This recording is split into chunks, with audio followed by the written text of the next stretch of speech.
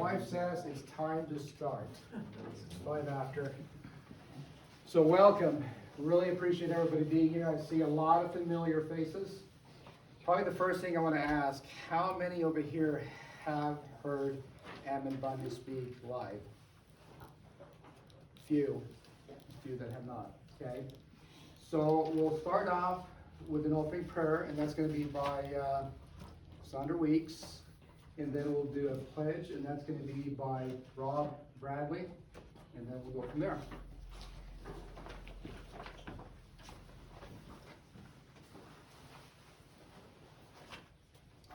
Our Father in heaven, we are thankful for the opportunity that we have to meet together this evening. We're thankful for this Christmas season and for the many blessings that we enjoy here in this beautiful valley.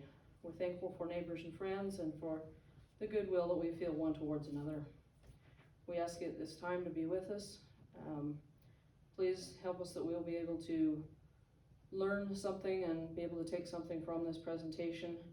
Help us to be able to stand up in the fight for freedom and to be able to defend our constitutional rights. Help us to involve friends and neighbors and to also get them involved in this fight for our freedom.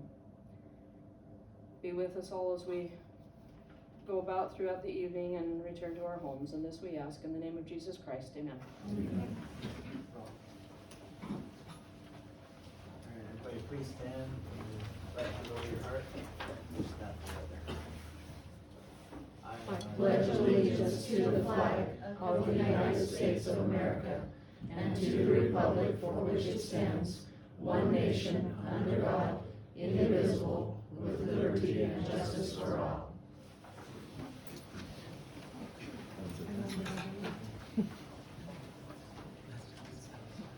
Thank you, Sandra, and thank you, Rob. So we did not have this as part of our program, but just at the last minute, we had my wife, Rebecca, and then her sister, Elizabeth Bradley. They're going to do a song for us, and then we'll move forward after that.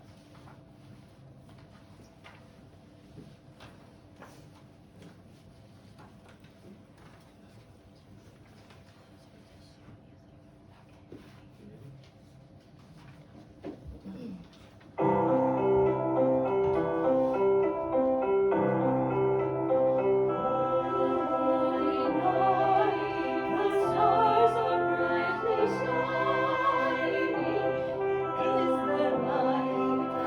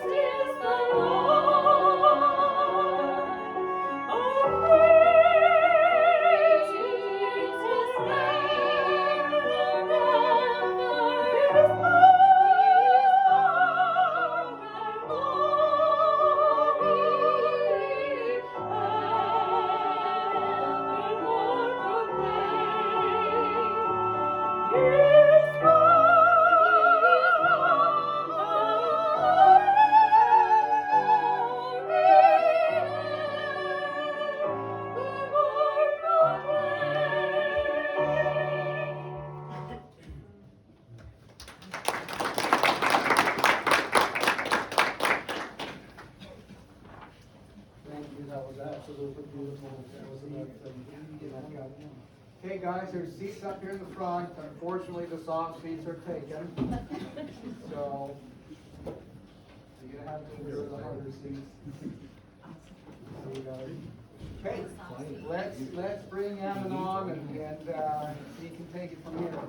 If you want to hear from him, not from me. Thank you. Thank you for that beautiful number. Do I need the mic, or what do you think? I could just talk normal. We'll just have a conversation. All right.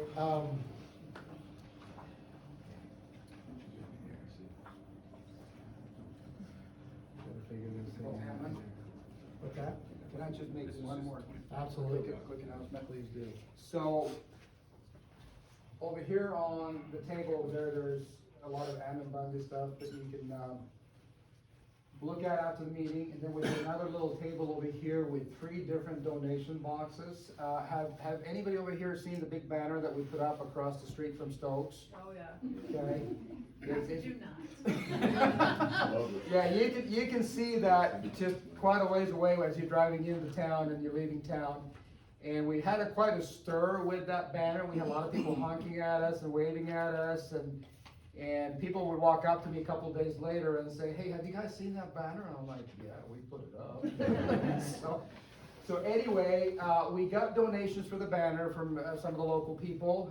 We have secured 2 or 3 other locations that are very, very strategic.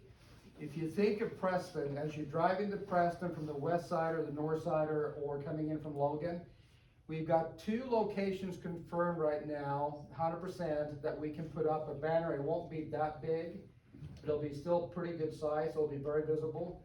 It will do a lot of good for Ammon's campaign. So here on the little table, we have 3 little donation jars over there, and one of them is for getting donations for those additional banners that we're gonna do. Our whole entire goal is that you cannot drive into or out of Preston, Idaho without seeing his picture and his banner. I don't care if you're coming in and out of west side, north side, south side, or even going through Mink Creek over to the Bear Lake side. We can have a banner out there. That way we will have a phenomenal exposure. So those banners are not covered yet. So if you feel like you want to donate to that cause, there's a place to do that at this little table. Then also, if there's a chance to donate for the cost of this building, that'd be great too. So I just wanted to announce that. Thank you. Thank you. Thank you. So thanks for being here. I look forward to having a good conversation here. I do want to show you a few things, but before I get into that, just wanted to thank you and also you will, have a chance to ask me questions and I'll answer them as good as I can. I've said that as long as it's not something like personal between my wife and I, I'll answer just about any question you have. So you can be thinking of them, and as we go through this and as I show you a few things, I think possibly you might have even more questions, so kind of keep them in the back of your mind. And hopefully, all in all, it ends up being something that is worth our time and helps us to understand more about where we're at. And from there, I'll just keep going. I wanted to ask the question, well, actually, let's read a scripture first. So 1 Peter 2:16, live as people who are free, not using your freedom as a cover up for evil, but living as servants of God. Galatians 5:13, for you were called to freedom, brothers, only to use your freedom as an opportunity for the flesh, or not to use your freedom as an opportunity for flesh, but through love, serve one another. So this freedom that we're talking about is something that I think it's easier actually for us to feel than to tend to describe. I think it's difficult for us to define freedom, but I want to try to do that.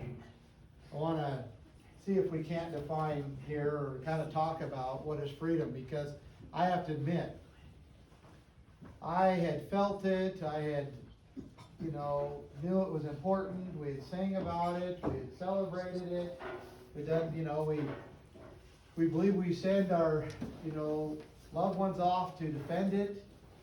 We defend it here locally as well, but I couldn't really define it, and I had to think really, hard about it.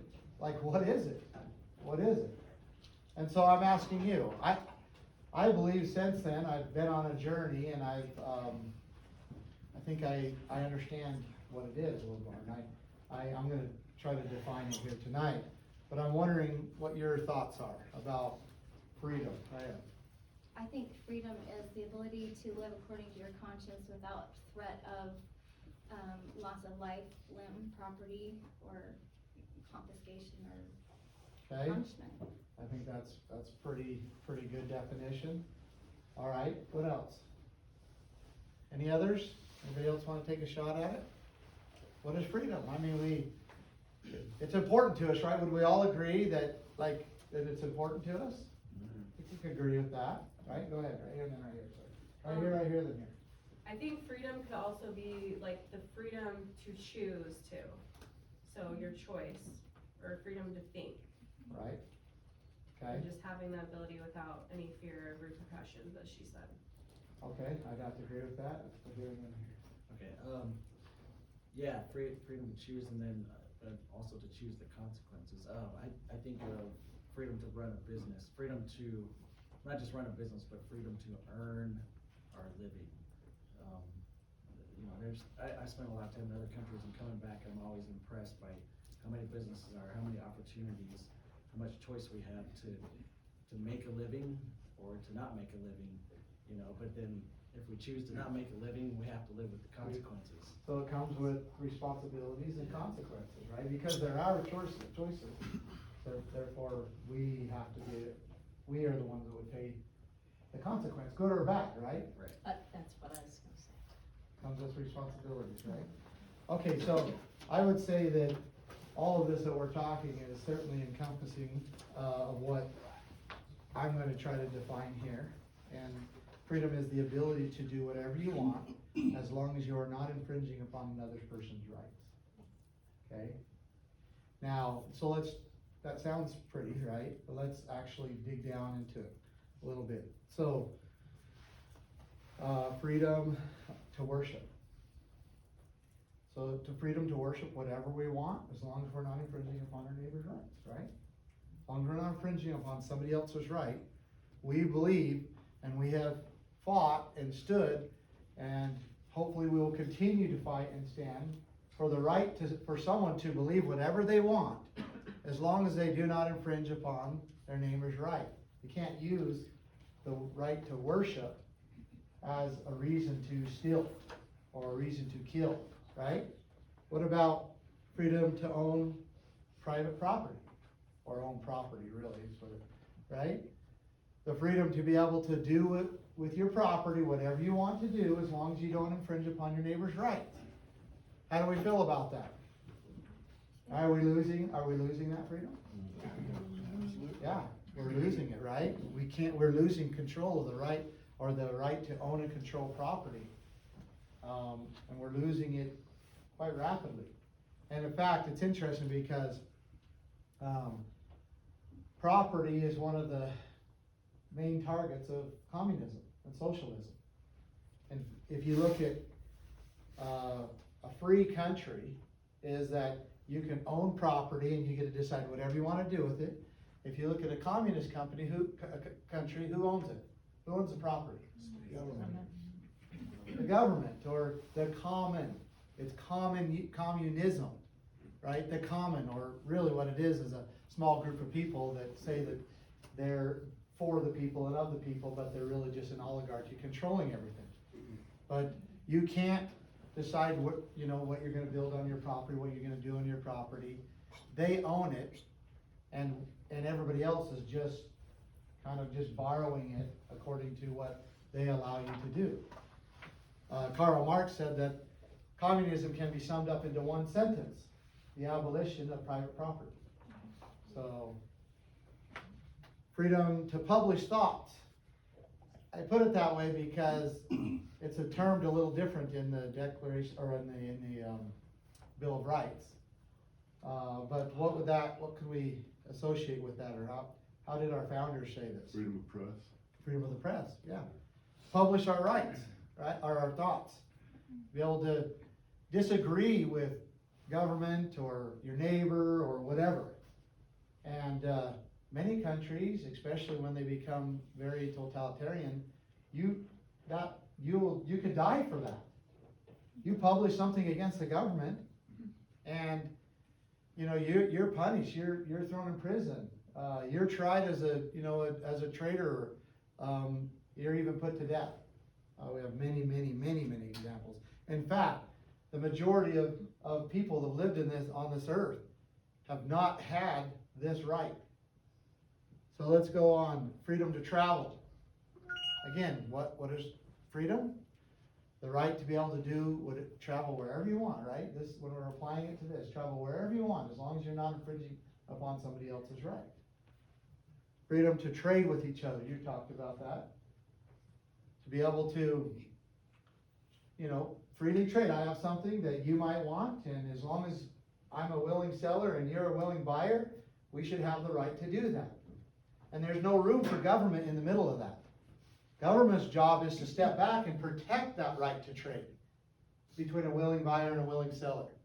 And make sure that nobody, no thief or anybody else, will make sure that one party or the other doesn't try to take advantage of another, right? According to their agreement. But they're not supposed to get involved in a profit off that. That's not the role of the government. The role of the proper government, they're supposed to just protect that. And what happens, we learned in this country, what happens when the government steps out of the way and allows people, the willing buyers and willing sellers, allow them to trade, what happens? Prosperity. Yeah. Innovation. Tremendous prosperity. In fact, when the early days of this country, really until the 1900s, the government pretty much didn't have much involvement in trade. Now, international trade was a little different, but they didn't have much involvement. And we amassed so much wealth in this country that today we are still living off that wealth. We are. In fact, in the early 1905, they reported that the population of the United States was 6% of the world's population, but they were producing 50% of the world's goods. Isn't that amazing? Why? Because the government stepped out of the way and said, let them trade, let them invent, let them use the natural resources. It's not ours, it's the people's. So, freedom to trade, freedom to have and raise children. This isn't something that's afforded in a lot of countries, right? To be able to have children, have a family, to be able to raise them the way you want to raise them. We're seeing a tremendous encroachment in this country on this right, and it, you know, it's concerning. Freedom to choose where to live. Again, something that hasn't always been afforded in other countries, but we have pretty much enjoyed, right? We can go where we want to go, even in other states. But that, again, we've seen in 2020 and so forth, where that's really shrinking down. Like, yeah, you might be able to go live there, but you can't live there and be free. We're seeing that. We're seeing those things happen. Freedom to speak out. What do we call it? What is the Bill of Rights? Call that. Somebody said it over here. Freedom of speech, right? What is that? Again, let's apply it to the definition of freedom, to be able to say whatever you want, as long as you're not infringing upon somebody else's rights. Okay? These freedoms, and there's many others. I could go on, right? I'm not listing them all. In fact, the founders, there was a battle between whether they should have the Bill of Rights or not. And the battle was, between pretty much the Federalists and the Anti-Federalists. The Constitution was part of that, but they didn't want to list any rights because they said, well, if they list them, then that's the only ones that will be afforded. So there was an argument, well, then the other side of it was, well, if we don't list at least some, then none will be afforded. And so that was the argument that went back and forth, and ultimately they agreed upon a Bill of Rights, and they listed them and made them amendments to the Constitution. So another scripture, now the Lord is the Spirit, and where the Spirit of the Lord is, there is freedom. And being this season that we celebrate the birth of our Lord and Savior Jesus Christ, you want to shut the lights off, Emmy? I wanted to play this and just kind of remind us of what we're doing here.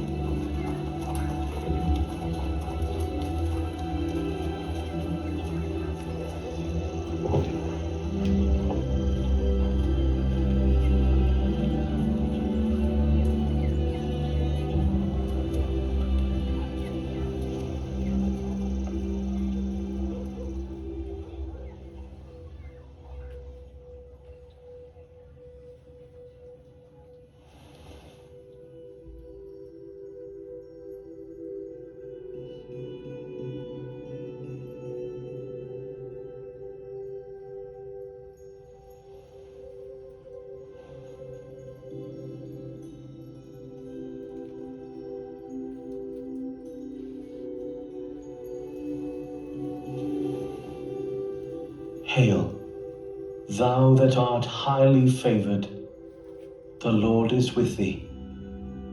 Blessed art thou among women. Fear not, Mary, for thou hast found favor with God. And behold, thou shalt conceive and bring forth a son. And thou shalt call his name Jesus. He shall be great, and shall be called the Son of the Highest. And of his kingdom there shall be no end.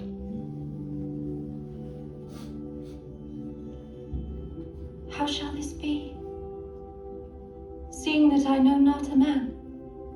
The Holy Ghost shall come upon thee, and the power of the highest shall overshadow thee.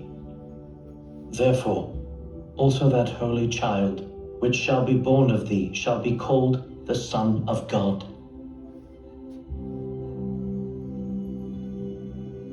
Behold, the handmaid of the Lord. Be it unto me according to thy word.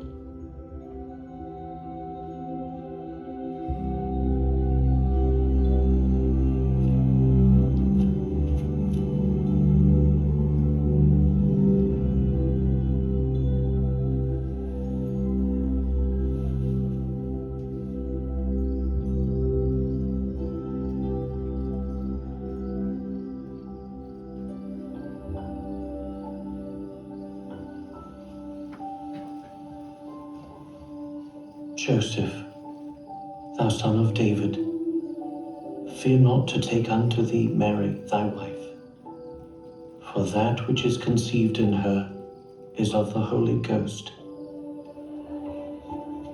And she shall bring forth a son, and thou shalt call his name Jesus, for he shall save his people from their sins.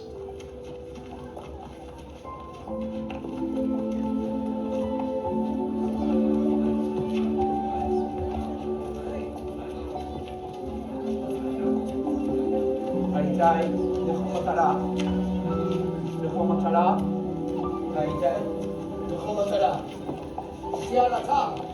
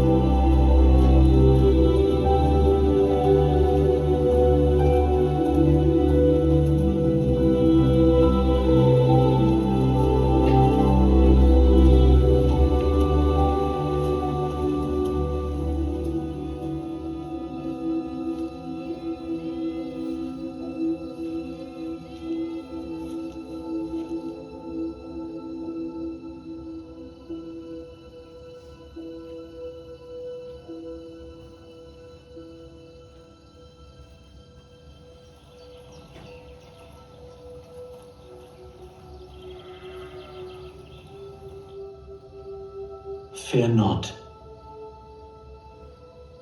for behold, I bring you good tidings of great joy, which shall be to all people.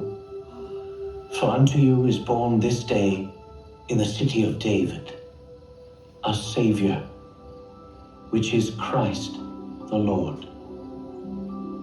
And this shall be a sign unto you. Ye shall find the babe wrapped in swaddling clothes, lying in a manger.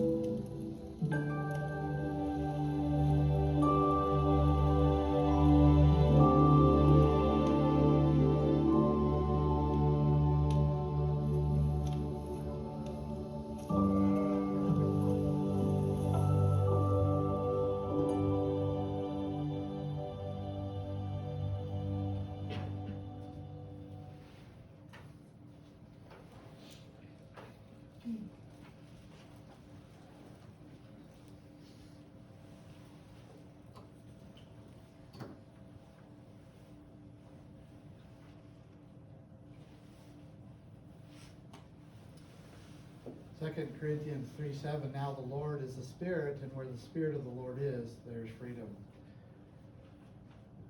One of my favorite parts of that video is when the angel came to Mary and what he did. Okay, I won't grab the mic, but what he did. Did you see there what the angel did when he first came to Mary? What was he doing? I know maybe that's kind of a trick question a little bit. I've watched this several times.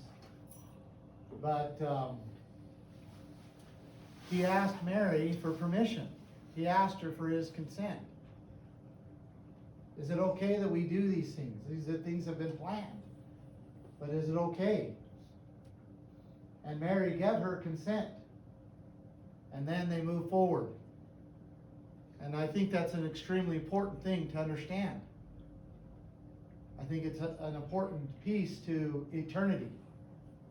That freedom and the choice is given to us from God. So this freedom that we're talking about, and this choice to be able to do these things, to be able to be in business, to be able to do these things, where does that right come from? It comes from God, right? It comes from the creator of this universe.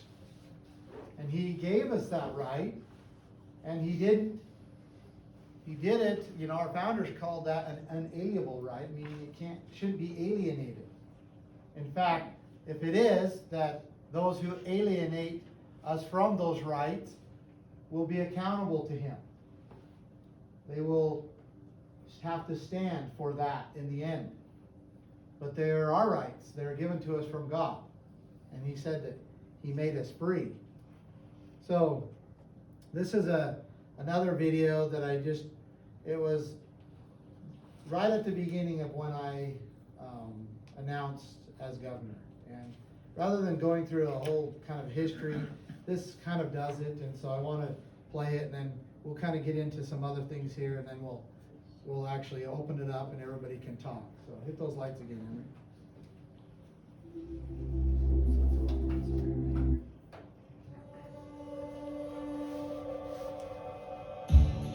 Idaho, to me, represents the best of what America was. Idaho was a conservative state with traditional family values, full of people of faith who carried guns, loved the Constitution, helped each other, and built businesses by the sweat of their own brow. Idaho is sliding down the path and ceasing to be the Idaho that we love. I don't want that to happen. And so I'm announcing now that I will be running as governor for the great state of Idaho. As governor, I will be implementing a plan and a platform to keep Idaho, Idaho. The Keep Idaho, Idaho plan will improve life, bring prosperity, empower and protect families, and secure the opportunity for happiness to every person living within the beautiful state of Idaho. I know how to win. My record and history demonstrates that I am willing to fight to the very end. Now it's your choice. May God bless the people of Idaho. May we live up to these blessings. May we keep Idaho a bastion of freedom and prosperity for years to come. May we be an example to the world of how to be free, of how to act, how to treat each other. And together, all of us together, may we keep Idaho, Idaho. Thank you, my friends. Thank you. All right, so Declaration of Independence. Who's read it in the last decade? Okay, there's quite a few people in here, actually. Well, I want to reference just a little bit of it, because I think that it's very applicable and kind of says what needs to be said when it comes to talking about Idaho and the great state of Idaho, and why I'm running for governor. Why would I want, which is not really something I can say I really want, but why would I be doing it? Why is it important? What does it have to do with, our rights? What does it have to do with the Lord Jesus Christ? what does it have to do with freedom?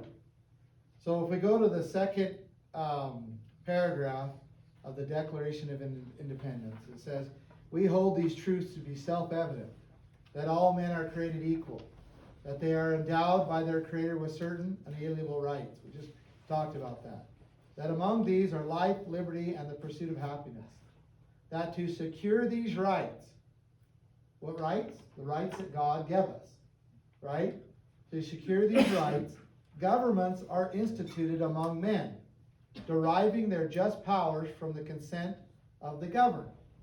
So we can learn a lot, and the world can learn a lot about this, that God gave us our rights, they're ours, they're unalienable, and among them are life, liberty, and the pursuit of happiness, and that man and women organize government in order to secure those rights. So, and we've seen in many, many different circumstances where those rights can be taken away if the righteous won't protect them. Do we believe that our rights can be taken away? They are. They are, right? They are. They are being taken away. They are. Do you believe that they can be completely gone? Yeah. They can. And what stops that from happening? When good men do nothing, when Yeah. good men do nothing, evil prevails, or something like that. Yeah, so flip it around. Well, good men do something, evil doesn't prevail. Thank you. Right? And so that's why we organize government. Government's just a unity among people to secure our rights. But as we see over and over, a lot of times, almost every time, the institution that was organized in order to protect rights ends up being the one that actually infringes upon the most. Because the powers get so consolidated, they get corrupt, they get misused and abused. They get people in there that, in these institutions that just seek for power. And they use that great, thing that we would call law, or the justice system, or whatever it is, to get what they want. And they don't necessarily care about our rights. They don't care about the individual rights. So I want to talk about it a little bit, because Idaho is in a battle for its conservative soul. It absolutely is. And a large reason is because of this man. Now, he doesn't act alone. He hasn't acted alone. And it's not just him since he's been in office as a governor. This has been going on for a long time. And our legislatures and our other people in office have seen it, but haven't done anything about it. They haven't really stopped. They can see how really damaging it is, how threatening it is. And so anyway, but he hasn't acted alone, but he certainly is a huge part of it.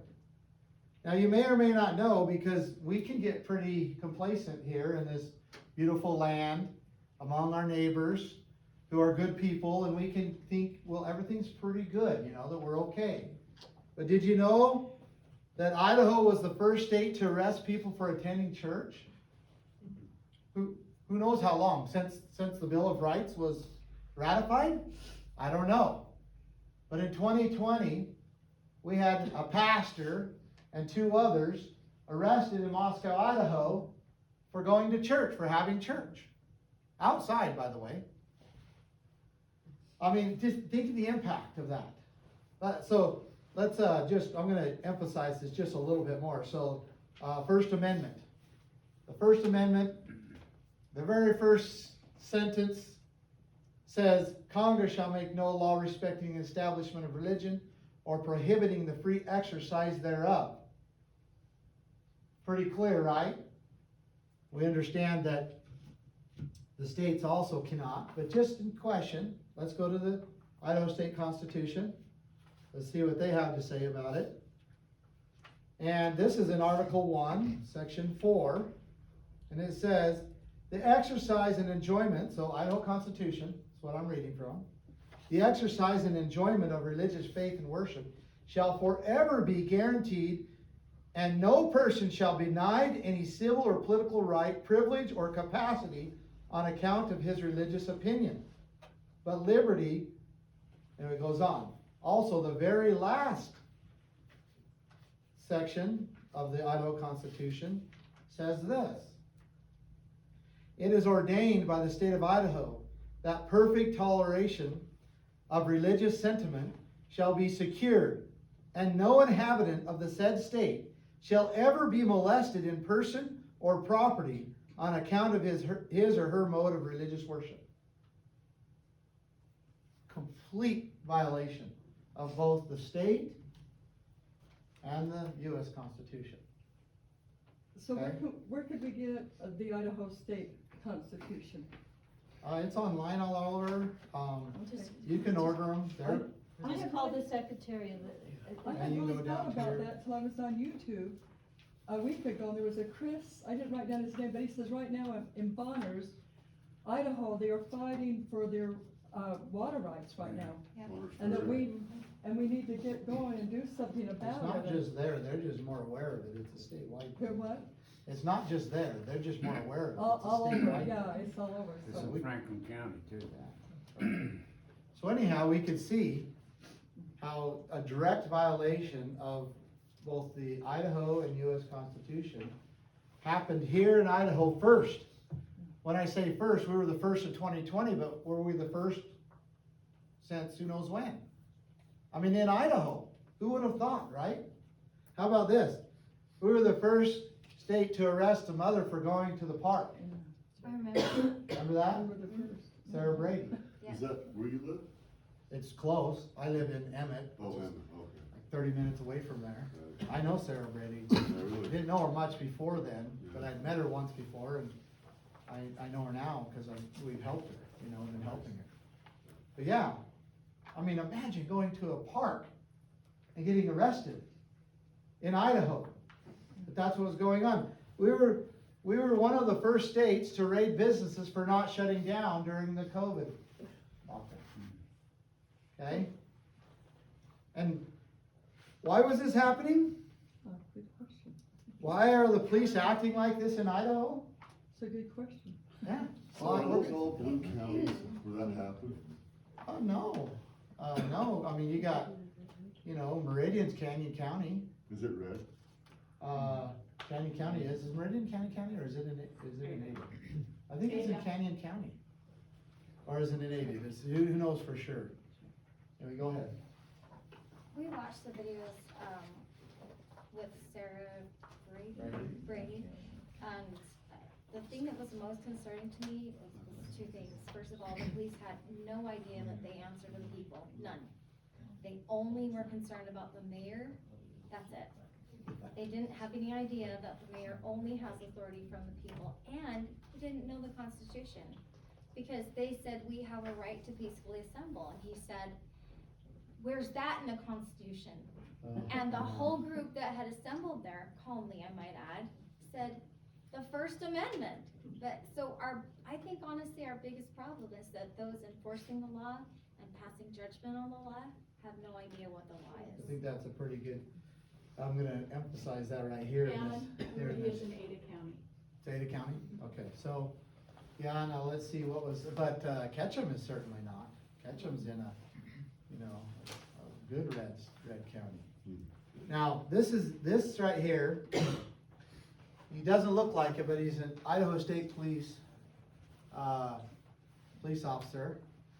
And I think it is, unless Ketchum is in Blaine County. Blaine, that's pretty, I think they're right on the verge there, so yeah, it's good observation, actually.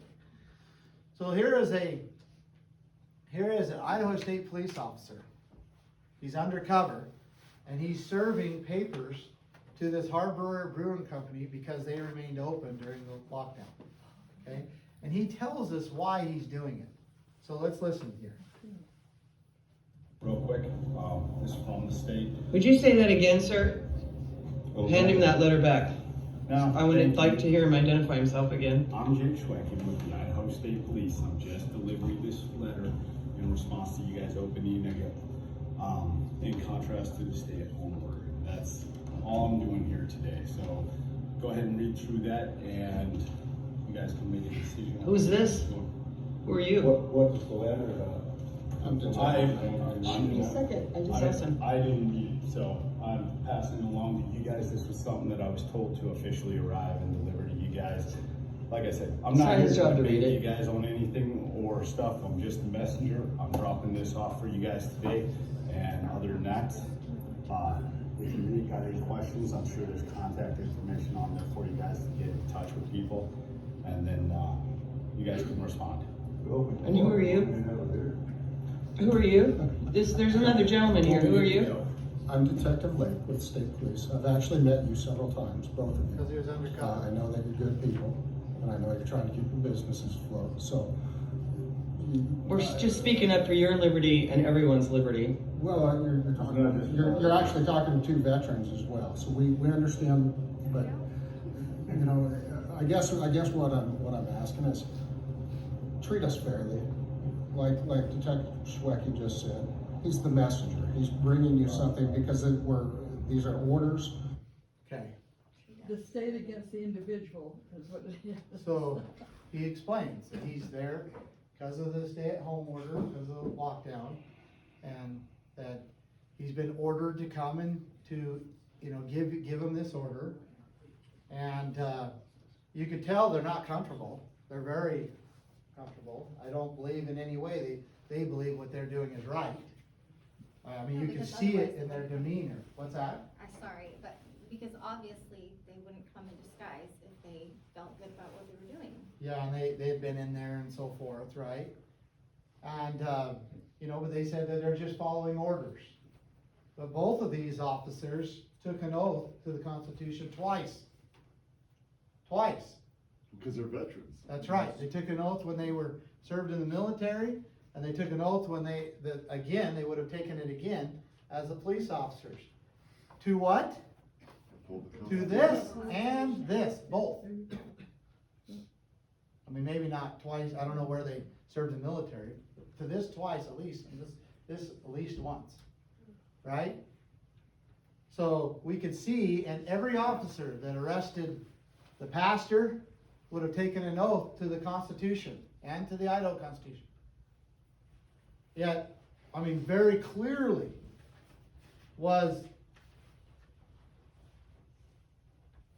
it says, no inhabitant of said state shall ever be molested in person or property on account of his or her mode of religious worship. How could there be any question that they violated that right when they arrested that pastor? And the right to trade, okay? Now, just to relieve your mind, a few days later, Idaho State Police raided this business and began prosecuting the owners. So they weren't joking. They were there to issue a warning. And if you don't stop, then a couple days later they came in and raided that business and began prosecuting the owners. So the common denominator, though, in all those cases, is the local county government not upholding their power against the state, because the sheriffs are at fault. You're exactly right. In fact, I had a very frank conversation with this sheriff here, because this was the city police that did it, that arrested him. And then where did they take him to? Took him to the county sheriff. He to the county jail. And actually it was only about 3 or 4 months ago, four months ago probably, I was up there and I was doing one of these and he was there, and I was able to have a conversation with him. And I could tell that he himself was feeling not like that he was feeling, I mean, I don't want to put words in his mouth, so I'm, take it for what it's worth. But my perception is that he felt like if it was to happen again, he wouldn't allow it to happen. And because he was told that they wouldn't give him the proper ID, and that they arrested him for not identifying themselves or something like that. And he booked him, right? And then after the fact, he, realized what he had done. And I explained what I explained to him here. Do you realize that you're the first sheriff, possibly since the Declaration, or since the Bill of Rights was ratified, to put someone in your jail for going to church? Does he know he's competing with Canada on that? Yeah, exactly. So anyhow, you're exactly right. They could have put this to an end. The sheriff could have put that to an end right off the bat, and he should have. He should have taken him into his custody, and he should have let him go. But guess what they do? They got some contract with the city, you know, that no matter who the city arrests for no matter whatever reason, you got to put them in their jail. Well, I'm sorry, we took an oath to the Constitution, both state and U.S. Constitution. Someone somewhere has to stand and say, no, you're not going to do this. The sheriff should have. That's exactly right. They never should have got That's to that exactly point right. ever. The sheriff That's should have said, exactly this right. is not happening in our county. Well, That's the exactly officers right. should have been educated enough to know that they were stepping over huge boundaries when they took her in. I mean, Yeah. where's their moral compass? Well, and here, this is Boise police or Meridian police, and I think they took them to the Meridian jail. I don't know that they took them to, I might be wrong on that. Well, so down here during the COVID deal, we didn't have any of this going on. Our sheriff's department 100% just let us be. Yeah. You know, and that's how it should have been everywhere. The sheriff should have told all the local municipalities that, look, this isn't right, we're not enforcing it, and if you enforce it, we will arrest you. Yeah, well, that's where it comes in, the people have to start to stand and say, no, right? But, you know, would an Idaho State police officer come in here and try to enforce something? He can't, because the sheriff is the leading law enforcement in this county. He can, he shouldn't be allowed, but most of the time he is allowed. Yeah, because And the he sheriffs can. don't know their job. Yeah. And they, you know, they think, you know, in many cases, the sheriffs believe that, you know, the state police are superior to them, and so is the FBI, because they're the state and they're the federal, right? The And sheriff answers to no one. I understand that, but you point one to me that has actually stood and said no in Idaho. Point one to me. Every time it comes down to the brass knuckles, the sheriff cracks. I've not seen one. It's a great theory, and it is true. The sheriff is the leading police officer, or leading arresting and officer in the state. He has that authority, or in the county, he has that authority. But show me one that's done it. Show me one that's exercised that. I haven't seen one yet. So is that a lack of education or spine, or is it that they don't actually believe that that's true because they know something we don't? I think it's a lot, but it's also, for like example, like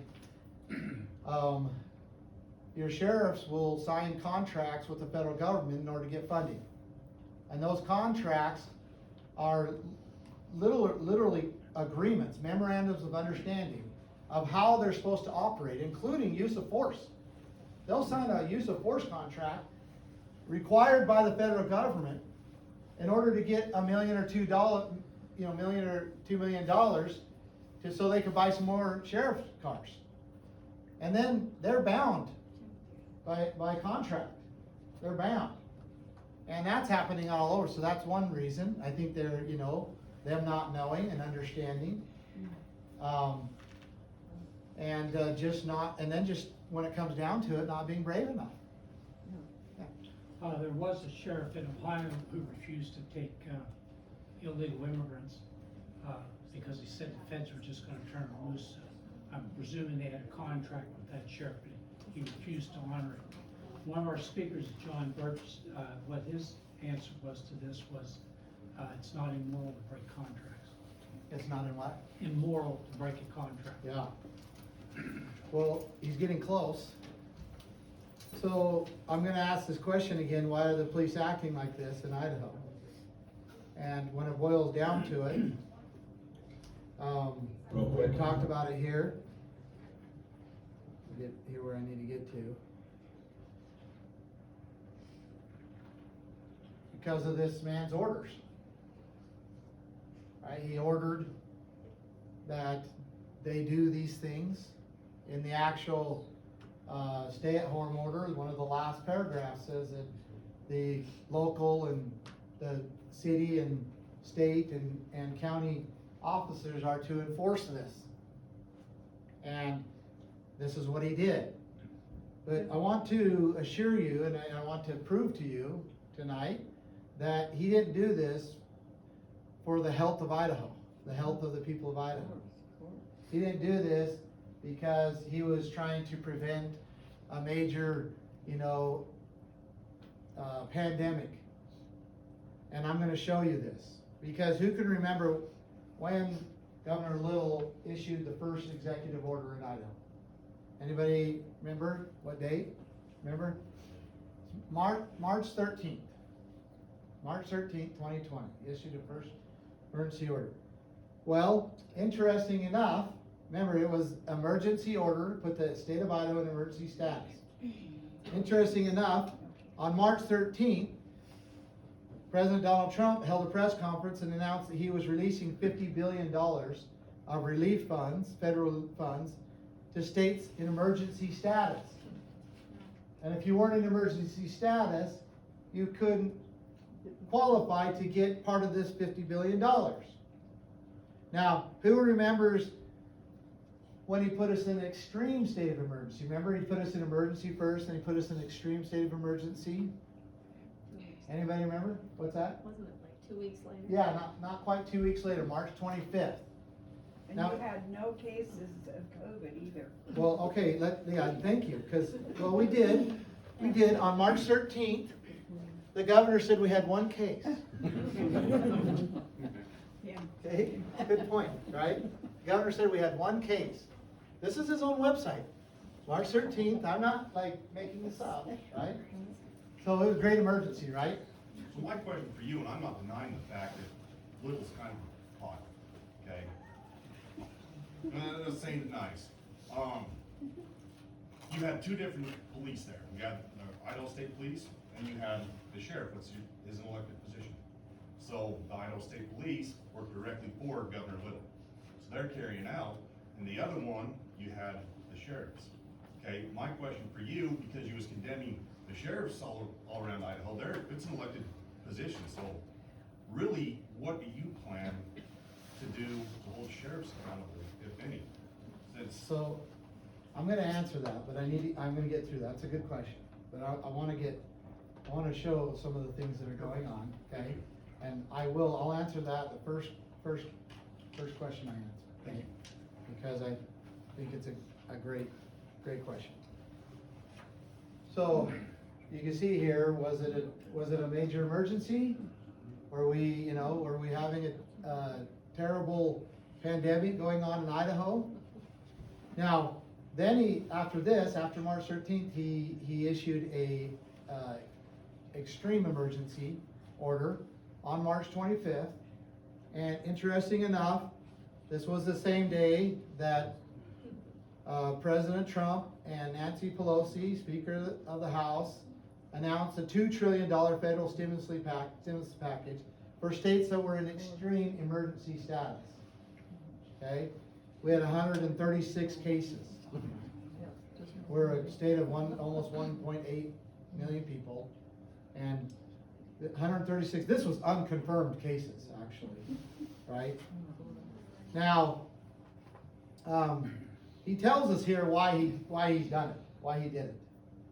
And this is one of his executive orders, and he says, and securing millions of dollars, and then he says, whereas, basically, on March 13th, I put us in extreme emergency, kind of goes through here a little bit, and he says, each of those proclamations remain in effect today. And then, right here, he says the authority. Section 46601. He says, this was what gives me authority to do what I'm doing. And remember that, 46601, okay? Then he goes on and he thanks President Trump for $1.25 billion that he just received, and he says, I'm planning on getting a bunch more, and I'm thankful for this, okay? And then this is Executive Order 2020-07. So I believe it's in 2020 year, and it was the seventh executive order. Now this one's interesting. It says establishing a process basically to spend the federal coronavirus funds. He says, I issued a proclamation on March 13th declaring a state of emergency. I issued a proclamation on March 25th declaring a state of extreme emergency in the state of Idaho. And he says, whereas Congress has passed and President Trump has signed 3 legislative packages that provide state funding in response of COVID-19. Whereas I anticipate additional congressional actions on federal relief packages to the states regarding COVID-19. So we're going to get a bunch of money from the federal government. We've already got a bunch, and we're going to get more. So you follow the money. Yeah. So now, therefore, I, Brad Little of the state of Idaho, do hereby order the creation of a COVID-19 Financial Advisory Committee comprising of members appointed by and serving at the pleasure of the governor. So he's going to put a committee together of his buddies. He's going to get a bunch of his buddies together. And he's going to, and they all serve him. They serve him at his pleasure. And then they're going to, together, him and his buddies that serve at his pleasure, they're going to administer the relief funds through the office of the governor. So for the coronavirus relief funds and other funds to be administered by the office of the governor. Okay? So who knows how much the Governor Little has received to date? Anybody? $18 billion. $18 billion, yeah. Do you know what Idaho, we're from Logan, Okay. and I know that Utah got $94,000 for every single case, every single Yeah. positive test. Do you Yeah. know what? Yeah, it was right around 100,000 here. as Around well. 100,000, Yeah, okay. right around here. Yeah, they'll never stop testing. Yeah. For sure. No, It's that's always the money. a pretty profitable thing, right? But this is even separate than that. That went to the hospitals. This was money going directly from the federal government to the office of the governor. $18 billion. That's actually over double the state's annual budget. Okay? So he has this tremendous amount of money, and then he created a little group of his buddies that serve at his pleasure to spend it. Now, how is spending supposed to be done in Idaho? Our legislature, right? Our legislature is supposed to determine where the funds are spent. They're our representatives, the people are the sovereign. We're supposed to send them to there, and they are the ones to decide where all the money is supposed to go. And so he has completely cut our representatives out of this process. And he has now taken these funds that are almost double what the state generates or the state receives in 1 year, and now he has all this money, and he has full control of it. Right? Now, I wish that was it. Wish I could tell you that was all. But remember when I said 46,601 was the authority that he said? Title 46, Militia and Military Affairs. Chapter 6, Martial Law and Active Duty. Authority of the governor. Okay? This is important too, because it talks about state of extreme emergency. But then he says, during a period of state of extreme emergency, the governor shall have complete authority over all agencies of the state government, including all separate boards and commissions, and the right to exercise, and it goes on, all policing powers vested in the state. So, what did he just do there? But all the powers of government. He became a dictator. Yeah, Huh, exactly. you're ahead of me. That's exactly what he did. He just turned Idaho, rather than a representative government, a Republican form of government, he just put him in a dictatorship government. Okay? And now he has all the funds. Right? If we go to Article 4, Section 4 of the Constitution, it actually makes this, there's actually a remedy for this. It says, remember Article 4:4, the United States shall guarantee to every state in the Union a Republican form of government. What is a Republican form of government? Not a dictatorship. Representative government, correct? And so the United States government is supposed to, if this ever happens in a state, where somebody, a dictator or something else, comes and takes over our republican form of government. The United States government is supposed to step in and say, no, you cannot do that, even to the point of military force. And we are under this, he just basically took power and he got all the money. He's getting all this money. And he put us under this dictator type government. And thank goodness that it's all over, right? Thank goodness that the order is ended, that we're not still under this emergency order, right? Thank goodness. Or are we? Right? Did you get permission to come here tonight? Well, we'll see. We'll see when I leave what happens to me, right? Yeah, Idaho is still, the order is still active. We're still under it. We're going, March will be 2 years now. And we're still under this authority. Martial law and active duty. I mean, I find this, look at this. The governor believes that he has the authority to direct all individuals living in the state of Idaho to self-isolate at their place of residence.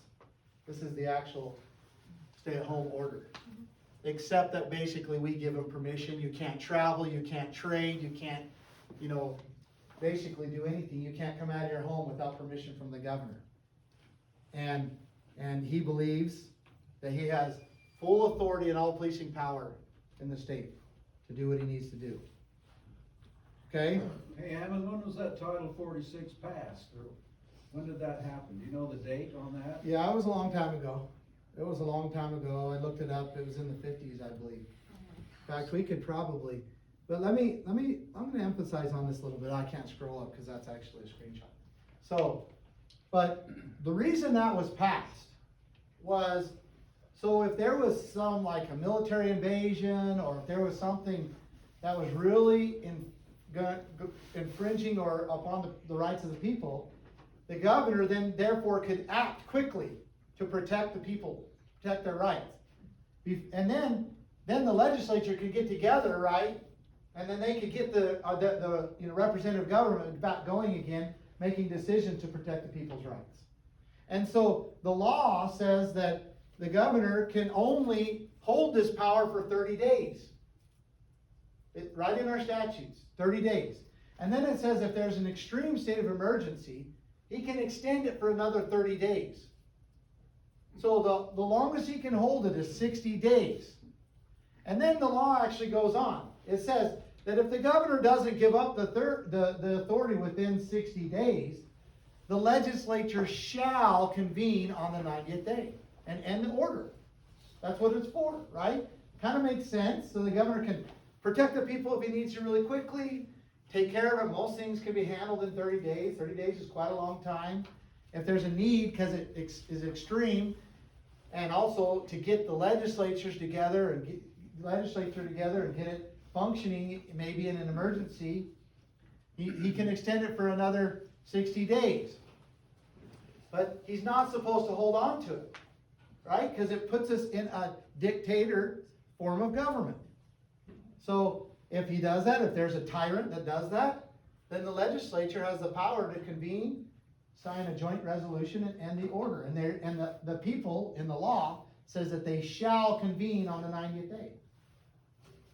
But what happened on the 90th day, June 23rd? The legislature said that the governor had to call them up. Yeah, the legislature. So we sent out, we began to fight this, and we are informed the legislature. We sent them out certified letters. We informed them. We had a huge group of people that were, informing the legislatures, calling each one of them. And we went and got opinion from multiple law firms about this to make sure that we had that as part of it, and to emphasize the need for them to come together. And on June 23rd, 15 or 16 legislatures came to the Capitol building. It wasn't enough to form a quorum, so they made a resolution or a proclamation, I think is what they called it, basically saying we came, but there wasn't enough. And then they all went home. And we started, really pushing the legislature about, like, what are you going to do? Our representative government, our free government has been taken from us. It's gone. Has been taken. What are you going to do about it? And you know what they said? They said, well, we'll take care of it in the 2021 legislative session. That's what they said. The ones that wouldn't even answer us. Because when we sent out those certified letters, about 20 or so of them came back because they wouldn't even open them. They rejected them. Okay? So then we say, okay, well, it's terrible that the people of Idaho have to deal with this for 9 months under a dictator form of government. But they said, just like what you said, the legislatures that didn't come on the 23rd said, well, the governor's attorney says that we can't convene without the governor's permission. I mean, does that even logically make sense? No. Here is a provision to stop a tyrant from hanging on to dictatorial powers. And they're saying that, and it says shall convene, and they say they can't convene without the dictator's permission. And this is our legislature. This is our weak legislature, and this is the way it's been for quite a while. So then, 2021 comes around, legislative session, we're like going, okay, maybe they're going to do something. Hope they're going to do something. Well, actually, I got to back up, because there's some important piece in this. So then about a month after June 23rd, the governor calls a special legislative session in August. And we're like, oh, this will be interesting. Because surely he's not calling a session to end his own power. So he calls a session, and what does he do? He tries to pass an immunity bill that makes him legally, and all the corporations and all the rest of the government, make them legally immune from any of the COVID decisions that they have made. So that if they kill somebody with a COVID shot, or they cause damage to somebody for other reason, that person can't sue the hospital, can't sue the governor, can't sue the government. There would be that they were immune from that. And he tried to pass it. And myself and about 300 other people went down there, and we began to really shed a lot of light on it. And they were so intimidated by my presence there and the other people there that they had me arrested. And I had to fight that in court, and the officers that testified in my trial, all of them, there was 5 of them that testified in my trial, all of them said that I broke no rules and that I was not disruptive. Right? But Bedke and Governor Little said that they had authority to trespass anybody at any time for any reason in the Capitol building. And that's where we stood. Okay, so then, imagine that. Imagine that. That was their defense, or their defense. Well, it's disturbing because it completely removes all public ownership of the buildings that we own as the public, and it's transferring all of that to the same people that Congress is supposed to be checking. That's exactly right. And that was our argument. That was our entire argument. But they stand still today on the belief and the force that they can remove anybody for any reason, any time at the Capitol building. Trespass them. Okay? So I was banned from the Capitol building for a year. So then we come to 2021 legislative session, because we've been told that they're going to fix it, right? They're going to fix it. They're going to, correct this. And we get in there, and the House of Representatives actually begin to start to move to actually pass a resolution in the House to end the emergency orders. And they get some movement, and people are supporting them. I wasn't able to be there, because if I showed up, they'd just arrest me. And they get some movement, and the governor gets them all together. He's like, hold on. He gets them all together, and he says, if you end the order, then we will not get any more federal funds. And the state of Idaho will be at a disadvantage, and we won't have all this money And so guess what they did? They just stopped the process, just ended it. Right? Even our most, liberty-minded legislature, everybody, doesn't matter, the governor says no, and the lieutenant governor says, okay, governor, and all the legislatures say, okay, they just, okay. None of them rallied the people, none of them, stood up, none of them did anything, just, okay. And they went through the legislative session and it never ended, and basically nothing happened. It was a complete waste of money and time, that entire session. And then there was another session that was just recently came, and the only thing they did is punish Priscilla Giddings. That was it. And this is where we're pretty much at.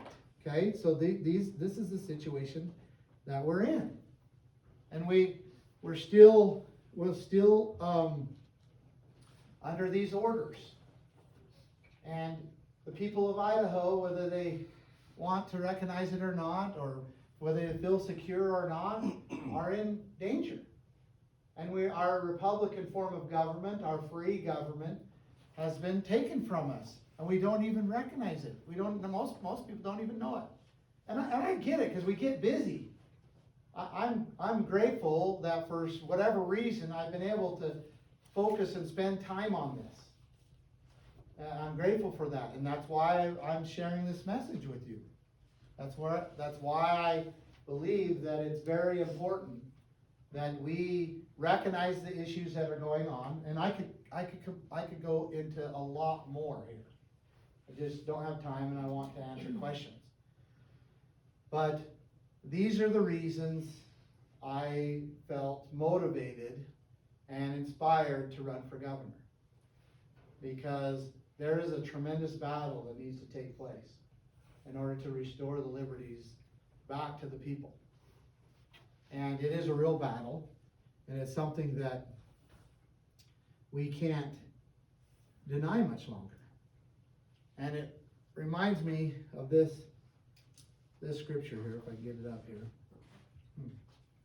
Don't like me. Oh, here we go. For freedom, Christ has set us free. Stand firm, therefore, and do not submit again to a yoke of slavery. I look at the great blessings that we have received in this country. I mean, the tremendous amount of freedom that we have been able to experience. To be able to travel, to be able to trade, to be able to worship, to be able to speak out. But I see, and the reality is we are losing those. And I just want to say, like, we have been free, so we need to stand firm in that. And we should not submit again to the yoke of slavery. We don't want to lose the freedom that this country has, that we, the people of this country, have received and benefited from. We do not want to lose that. And we're on the verge of that. And that's just the reality. Right here in Idaho, of all places. Right here in Idaho. So, with that, I'm not going to play that yet, but I'm going to play this, and then I'm going to answer some questions. Good to go.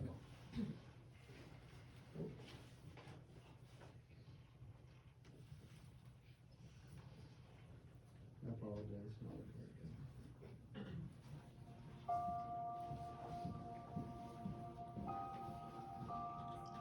good. In early of 2015, my family and I moved to Idaho.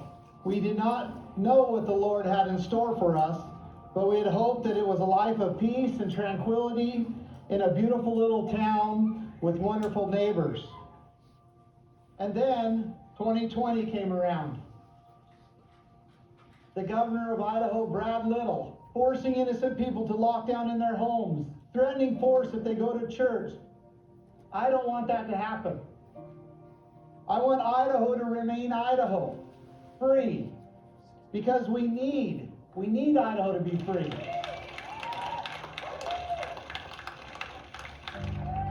We need to have at least one state in this country that is an example of safeguarding American principles and liberties. There is only one elected position that can peacefully turn the totalitarian direction of the state around. That position is governor. If the people will get behind a governor that will not compromise, a governor who will not yield, a governor who has been through the fire and knows how to win, then through that position, the house of government can be cleansed and the purpose of the state can be restored. For this reason, I am running for governor. So today, I will repent of my refusal to vote. I ask you to give it one more chance with me. And together, let's keep Idaho, Idaho.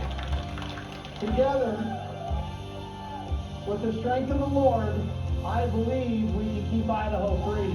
Thank you very much.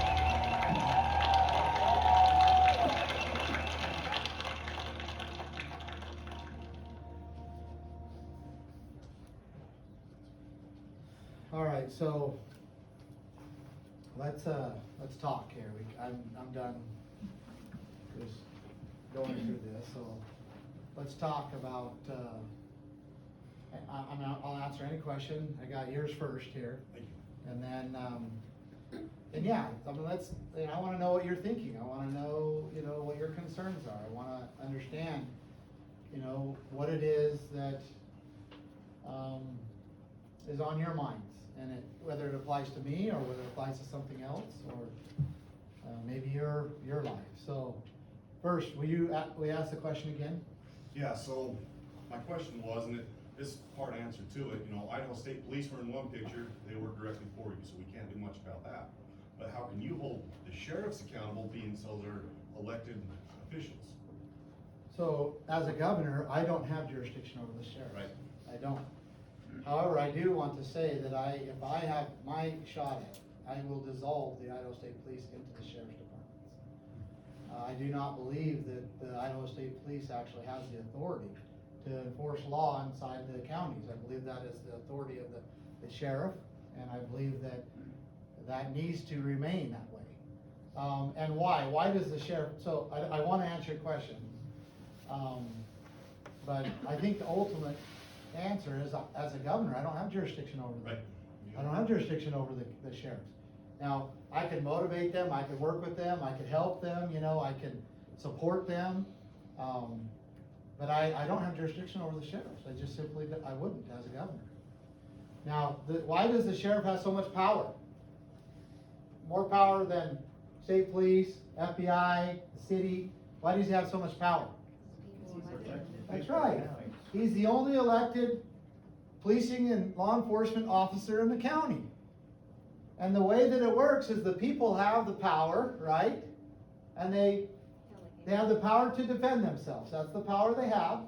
They can delegate that to an individual, and then he deputizes. But where does Idaho State Police get their authority from? They don't. The people have never given the governor the policing and arresting power. They never gave a mayor policing and arresting power. They never gave the president of the United States policing and arresting power. So that's why it's messed up. And it's also why we have policing agencies and so forth that are really gone rogue. Because how do you keep a sheriff accountable?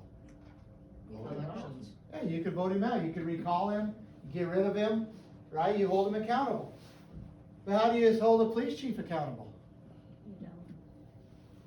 You got to beg the mayor or whatever, Bribery. How do you get rid of the mayor and then the mayor gets? You get rid of the mayor, does the mayor get rid of the sheriff or the chief of police? No, there is no direct accountability in a city police or a state police or the FBI. There is no direct accountability to the people. None. What do you call someone who's under someone's control without their consent? What do you call? Yeah. A slave. It's yeah. Universal slavery. Good. That's literally what we have. We have that through taxation that we are not allowed to fight or resist or choose not to pay because we don't agree with how it's being spent. That is slavery. That's tribute. When you don't have the right to say no, you're paying tribute. You're not free That is anymore. correct. That is correct. Word.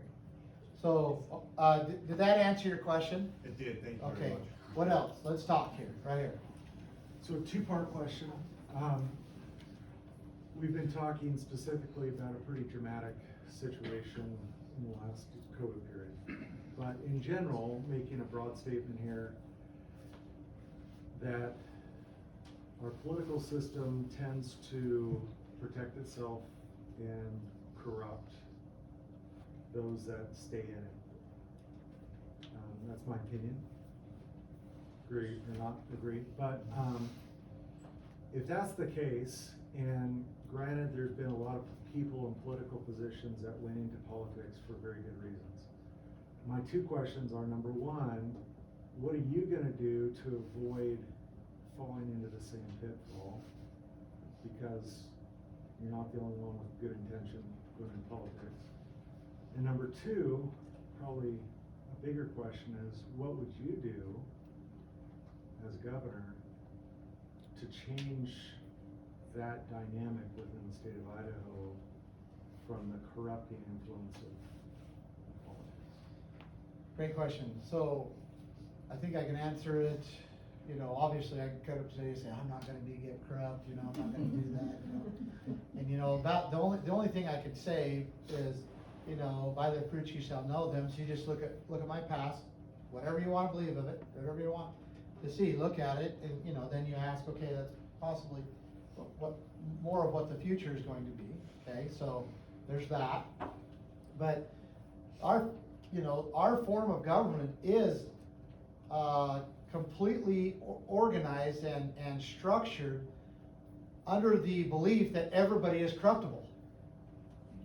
That's why we have checks and balances. That's why the legislature is supposed to decide where the funds go, not the governor. That's why, you know, that's why the people are supposed to elect a sheriff to enforce and to protect the people in the county. There's all these things to make sure that there's not a collection or collective power in one body that's too much. And you can see here through what the governor has done, that's exactly the way he's done. He's consolidated a whole bunch of powers together so that he can basically empower himself and do whatever they're planning on doing. So one of the things that I intend on doing and plan on doing, and I've said it very loudly, is I plan on going in as governor, and where most of the abuses are is in the executive bureaucracies. The Department of, you know, Health, the Department of Education, the Department, you know, CPS, I mean, all the way down. They're all agencies of the executive branch of government, supposedly under the governor. And I plan on stripping much of those powers and pushing them back to the legislature, back to the judicial, and back to the people. So that the powers are not there when I leave. They're not there. And if I could go in there for 4 to 8 years or whatever, and all I do is strip and minimize and limit the power of the executive bureaucracies, and never ever pass one bill, never ever even talk to one legislature. I could do that for 4 to 8 years and do the people of Idaho a tremendous amount of good. Tremendous amount of good. So, I mean, I guess that's my answer. Strip the powers of the governor and the powers of the executive branch that are completely usurped and push them back to the legislature. Look, legislature, I don't have authority to determine how I spend my own money. That's your job. I'm not going to do it anymore. It's your job. And also back to the people and to the counties. You know, that's what I plan on doing, and that's one of the main reasons I've seen for many, many, many years that the abuses that are, and the actual people that are actually stripping the people of their rights are primarily in the executive branches of government. Federal, state, county, city, that's where they're at. So that's what I plan on doing. Not that I can't be corrupted. I can be corrupted. What do they say? Ultimate power is. Absolute power Yeah, say corrupts it. absolutely. Yeah, yeah, absolute, yeah, say it again, Absolute power corrupts absolutely. yes, I believe that. So, just to follow up on that, I think one of the things that the people will go to, whether the government, the state government or federal government, is when they need extra help. So if you push that authority back to the counties, right? That's basically what you're saying, back to the counties, so the counties could administer the regulatory influence closer to the people. What will you do when counties who are having particular issues come to the governor and say, we need help? Are you gonna say, go talk to your county officials because I can't help you? I think that's where you start to see where you kind of go, well, I do need certain authority, and then it shifts again where a governor's like, okay, I guess I do need some authority so I can help over here, and then you start to go down the rabbit hole. So you'd be pretty general, so can you give me I am. like a specific? Because like. The county says they need extra funds because they're having a particular drought in part of the state, and they need state assistance. And as a governor, currently, you may have funds that you, as you stated, would push back to be administered in the counties, and a particular county is having a real issue. And maybe I'm going down a rabbit hole and I'm taking up too much time, but it goes back to the thought of, how do you avoid falling into the trappings of a political nightmare where you say, okay, as a governor, I can help over here by drawing a little bit more authority from across the state and thereby doing something good. And in doing so, get in the same trap. So I don't know the answer. That's Yeah, what I'm so asking. the authorities are very defined. They're not like broad. They're very defined. And they're defined where? They're defined in the Constitution of Idaho. And, I will be a strict constitutionalist. If I don't have authority, I will not exercise that authority.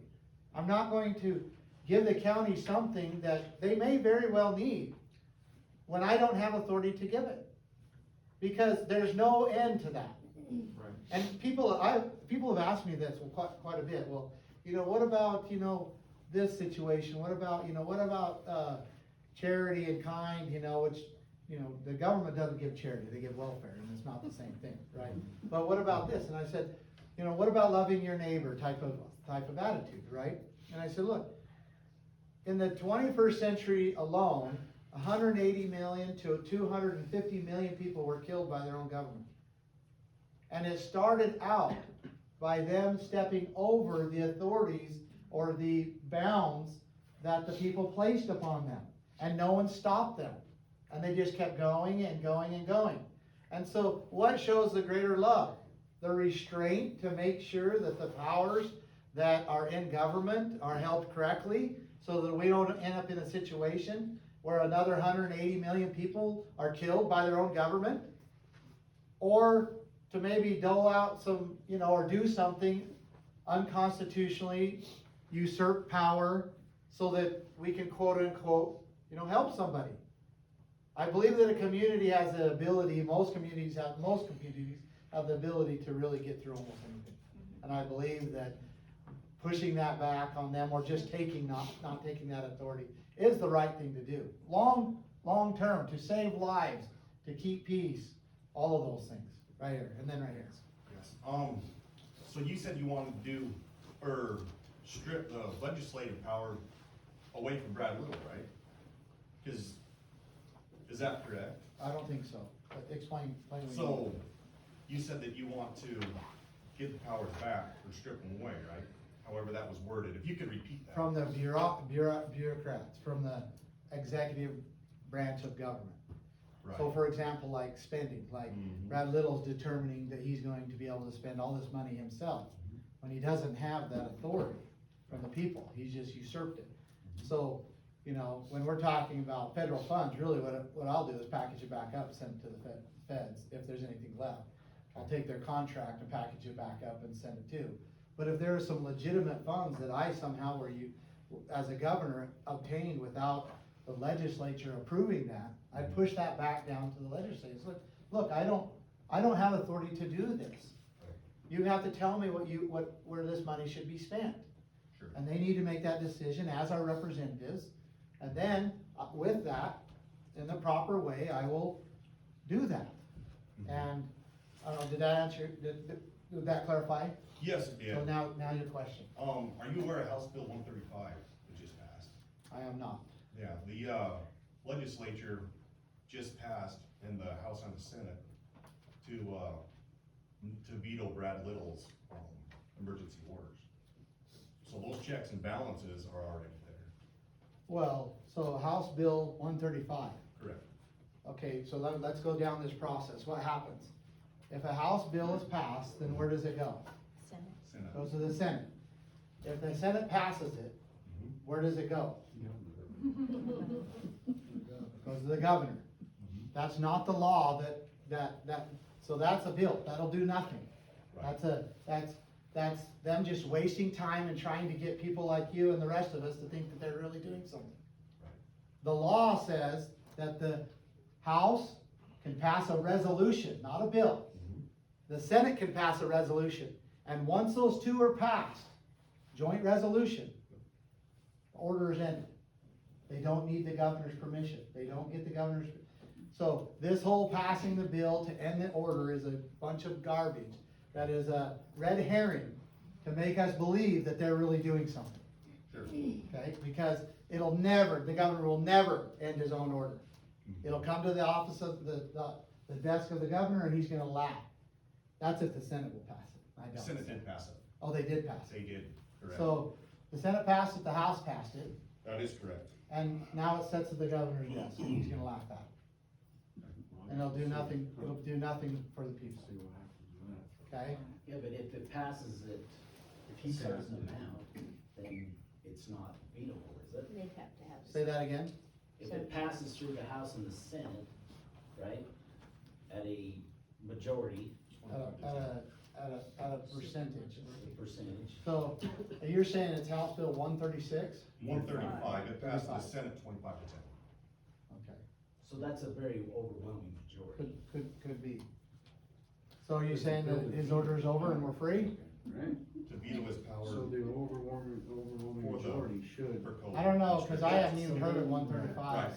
so if I'm gonna have to Yeah, do some research on it, yeah. But I really seriously doubt that the governor's gonna, pass a bill that would veto his own power, so. Seriously, doubt it. And if the House and the Senate, they know, they've had full conversations about it, they know how to end the order. Right. They know it's done through a joint resolution, it's not done through a bill. So, I don't understand why they would be doing what they're doing, because the way to end the order by law is through a joint resolution. Do a little show vote or something. Yeah, something, and I don't know the details. Just real quickly, Little has announced he will veto the bill. Right. So, yeah, that's. He's already announced the Headline bill. right here. Yeah. Thank you. I mean, I do gotta give him credit, because I didn't think it'd pass the Senate. Right. So, I mean, give little credit where credit is due, but again, you have to understand, if they were going to, it's so frustrating, because if they were gonna pass something in the House and the Senate, it should have been the resolution. But the dictator didn't sign off on it. Well, he doesn't have to in a resolution. Well, then when you're saying it's an extreme order right now, Right. then he doesn't. he Yeah, has that's to what, sign it. well, and my point is, the Senate knows this, and so does the Right, House. Right. So what message are they trying to send us? They're trying to appease. That they're just, I mean, what are they message they're trying to send us? Anyway, thank you for bringing that up, so what else? What else we talked about? Okay, right here and then right here. Could you expound more on your education voucher bill or vouchers and how that should help or may help special needs children? Okay, it's not necessarily voucher, but although, you could kind of put it in that category. But we were just sitting at lunch in Ammon, Idaho, actually, and we were with, veterans had a lunch there, and we all kind of got together, and I was talking to one of the wives of one of the men that were there, and her daughter is a school teacher. And, you know, she didn't really even know who I was much, a little bit, but not much, and she was talking about how her daughter has a really hard time because the teachers are so heavily regulated, right? Like, they're told, you know, what they have to do, and even at some point to, like, actually scheduling in the day and so forth. And I'm not a school teacher, so I'm really talking just according to the way she explained by her daughter. But I've heard this multiple times, okay? So they're really heavily regulated. They get regulated from the federal government, they get regulated from the state, and they're not really free to be able to actually teach the way that they need to teach, especially in a situation where they have a hard student. So there's that's going on. That is a problem, okay?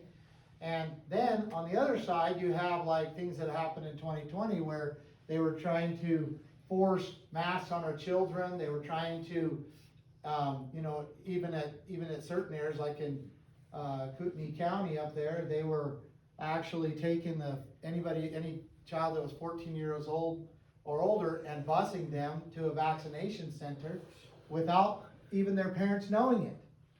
Okay, and they're basically cutting the parents out of the process. And so parents will pull their children out of school, and the thought is that if I pull them out of school, I'll hold them accountable because then they won't get that funding, right? Everybody kind of thinks that, right? Well, a lot of people do. I see you don't. But that isn't true, is it? You can pull, the parents can pull 50, 60, 70, 90% of the kids out of the school, and that school next year will only receive a 3% decrease in their budget. They've protected the school. So there is no, and that's why the parents get so frustrated. They don't even know why. They get so frustrated because they're trying to influence the school board and the administrator and so forth, and nothing happens. And because they're not accountable to the parents at all. They're not accountable. So what I propose is that we fix this problem through free market principles. And this is scary to some people, and I believe that we need to give the teachers much more freedom to be able to teach in their schools, and the administrators, and the school board, and so forth, so that the local community can decide how and what they're going to do with the children in their schools. Now, the scary thing is you have like critical race theory that's being taught in schools, and most people don't agree with that, right? And they'll say, well, there are some teachers that are Marxists and they're going to teach them that. Yeah. So it doesn't work alone. On the other side, you have to give the parents the full authority to decide where the money goes. If they send their child to that school, then the money allotted for that child goes to that school. But immediately when they pull that child out of that school, it doesn't go there anymore. And it could go to this school. Or they can have a private school or a charter school. Right? Now what that creates is what I explain it like you have 10 hamburger shops in Preston here, right? I don't know how many you have. I'm just saying, let's say you have 10, right? Only how many? You got a couple. Well, let's just act like we got 10, right? And what if you go, it doesn't matter which one you go to, they have to buy their hamburger from the same place, they have to make the hamburger the same way, the condiments have to be the same, they have to pay their employees the same, they have to make it the same, they have to sell it the same price, they have to, serve it in the same way, and their buildings have to be the same. What kind of hamburger are you gonna get? A communist hamburger, yeah. It's not gonna be, whatever, it might be okay. It's not gonna be that great. Does it matter where you go to get your hamburger? No. But. And do the people serving you give a crap? That's right. Yeah, that's right. So let's free that up, right? And let the hamburger shop and the hamburger owners make whatever hamburger they want. And I'm comparing that to the schools, right? And then you have the other side where you have the customer, they will decide where they go. So what kind of hamburger you want. You might go to the gas station and get a hamburger there because you're in a hurry, or maybe you like it, I don't know. You might go, but you get to choose. And that way, the hamburger shop is going to build it according to what their customers want, so they attract them. And that way, a school that's teaching critical race theory, and most people in Idaho don't agree with that, well, guess what they're gonna do? They're gonna pull their child out of school, and that school will lose its funding. And when enough happens, they'll be like, wait, what's going on here? And they will be accountable to the parents. And meanwhile, the teachers will be free to be able to teach the things they need to teach. The school board and administrators will be free to be able to make the decision according to the local community. And I usually preface this whole conversation with one sentence, and that is, I really don't believe in public school.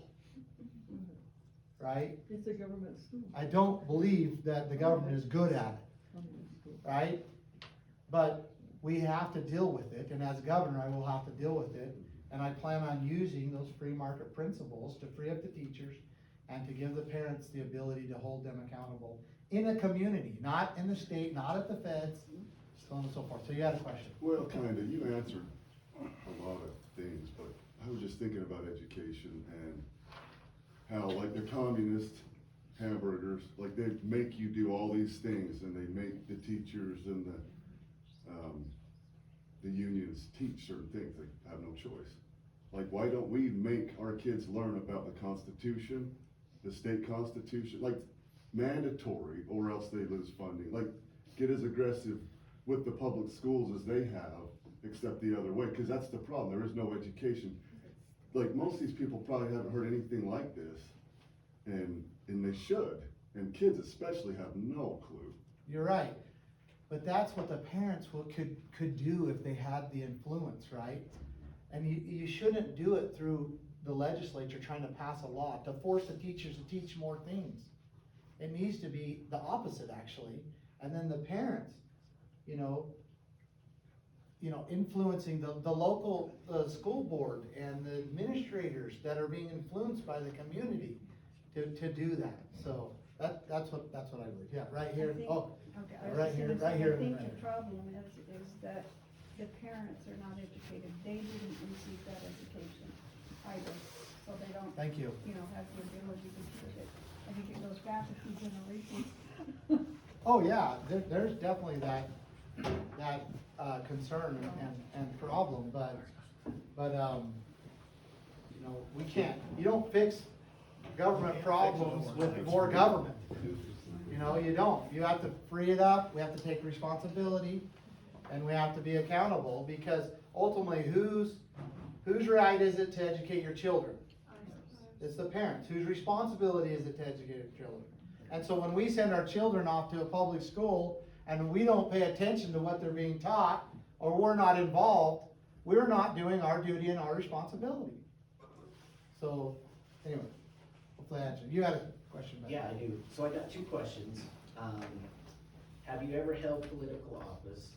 And who are your allies in the legislature right now? Okay, I've never held political office, and High school. oh, yeah, I was student by president. Doesn't count. So I've never held political office. I believe that is a asset to me. I believe that is beneficial that I have not. As far as allies in the legislature, pretty upset with them right now. Not very pleased with them. I probably have about 15, maybe 14, 15 allies. I can name them if you would like, some of them. Yeah, if you would, great. Judy Boyles, Chad Christensen, Heather Scott, Dorothy Moon. There's several others. I'm, yeah, so, anyway, and as governor, the influence that the governor has to be able to rally the legislatures, to be able to get them going in the right direction, and to be able to, you know, lead a true cause of liberty is pretty tremendous. So, yes. Well, so what I've noticed throughout your whole talk is that really the problem is local government, the legislature, and then the governor himself. Because, I mean, you can't blame him, you know. Oh, He's just doing what the natural man would do. Yeah, I think that's not too far, but he definitely is to blame. He's been in. But if the legislature was doing their job and holding him accountable and saying no. Yeah, I get what you're And saying. if there was more people in the legislature like you, per se, then we wouldn't have this problem. Yeah, it's like she was talking about earlier, all tyranny needs to gain a foothold is for men of good conscience to do that. Exactly. The real question is how you unwind it, and that's where I believe that it's gonna take someone in the office of the governor to fight. I mean, ultimately, it's up to us. It's not the legislature, it's not the governor, because us as citizens, we have the power to change the legislatures and the senators and the governor and the lieutenant governor, but we have to be willing to do it. So, And be informed. I think you're hitting on a good thing. And yeah, in theory, yes, it's right, that the legislature, but how many times have we said, we got to all vote and we gotta get those good guys in there and then they're gonna straighten it out. And we saw the Tea Party actually did it, right? They actually did it. They took over both, they took over Congress, both the Senate and the House. And they had, a ton of power in there, right? And what changed? Nothing. Not one thing changed. And so when you break that down and you begin to see, well, what's going on? Like, how can we control the House? How can we control the Senate? U.S. House, U.S. Senate? And nothing changed. And you have to understand that the powers in the executive bureaucracies are where they are usurping, they're using those powers without the legislature's authorization, and they actually laugh at the elected. I've experienced myself. They will laugh they'll say, look, they think that they're gonna hold us accountable. We're the ones that are in here, we're the ones doing all the work. I've been working here for 30 years. I'm gonna do what I want to do, how I want to do. And that's why we keep electing people in and out and nothing changes. Nothing changes. And that is, again, why I intend on going into the office of the governor as the head of the executive branch of government that's quote unquote supposed to be over the executive bureaucracies and stripping down those powers. Stripping them down and pushing them back to the legislature, back upon the people, the parents and the communities and so forth, because it is the bureaucracies, and if we don't stop them, it's always the bureaucracies that always end up taking over government and destroying the rights of the people. And that's exactly what's happening here in Idaho, and that is why you have to have a governor that'll do it. You don't have to. We could have a revolution. We could actually maybe get a legislature that actually would do something. We could possibly. But historically, even on a national level, it's never been done. Never been done. So, right here. I guess I have a question, but also just what I would really like to see happening is that more state funding goes into actually educating law enforcement, the judicial, all of those places that are actually closer to us, that are really, because like the reason we moved here was because we were living in what we thought was a really conservative area. When all the shutdowns hit, it was crazy. It was crazy at church, it was crazy just going to the store, it was crazy. And we found out that the mayor here was like, yeah, we're not doing that. And we're like, well, that's where we're going. And so what I would love is for there to be more effort put into educating those who can actually stop when there is a rogue governor. Because even as awesome as I think he would do is a great job, everything that you can do by stripping all of that down, if we don't educate the people on the ground and the populace in general, we're just gonna elect another someone that says all the things we want to hear and then goes in and shuts everything down and takes down our rights and undoes everything you did. And so for me, I'm more concerned about how are we gonna educate the populace than anything else. Okay, I can't disagree. You know who Sheriff Richard Mack is? He runs a organization called the Constitutional Policing Sheriff's Association, right? And he literally has spent his entire life trying to educate sheriffs and get them to, actually, and, he's kind of discouraged right now. He's kind of discouraged, that he spent so much effort, had so much, and I would encourage you, go down to your sheriff, go to your sheriff, go talk to him, see if he'll even listen to you. So, but yeah, I mean, there's no doubt we have to educate, right? But, I don't know, I haven't. Do you have a plan for that? Like, is there a campaign that's being built for the possibility of using that once you're in? Well, are you talking about the state, like, forcing the sheriff to go through a Oh, I course? wouldn't force anybody, but make everything available, like. A constitutional sheriff is who he is, not what he does. And so if you don't have a constitutional sheriff now, he ain't ever gonna be. Yeah, and I haven't, like I said, I've only seen it work really one time. It was pretty, in my life and working what I've been working with, I've seen it work. So I know that it works. I know that the sheriff has that power.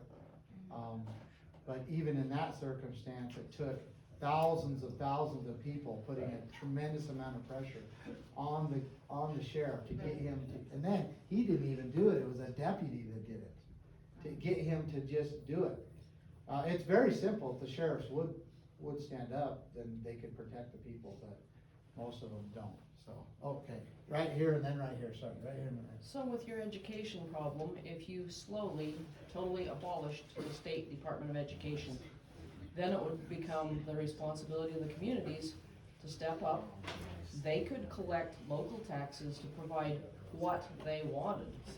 If there were no State Department of Education and no funds coming in, each community could do what they chose to do, or privately.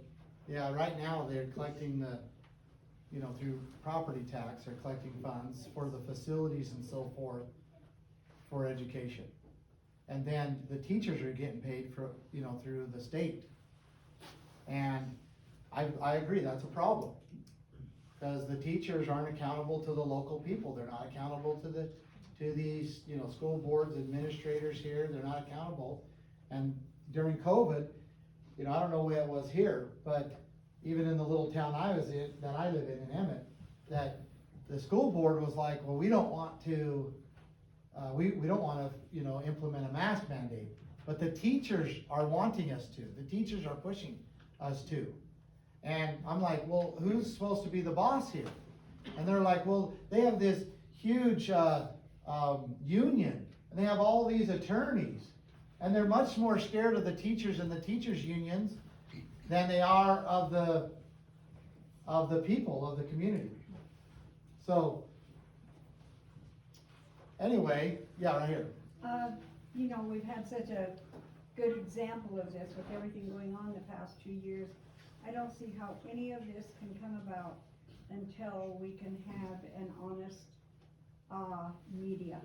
That's the only way to educate the masses. That's true too. Is the media putting out truth, and they're not.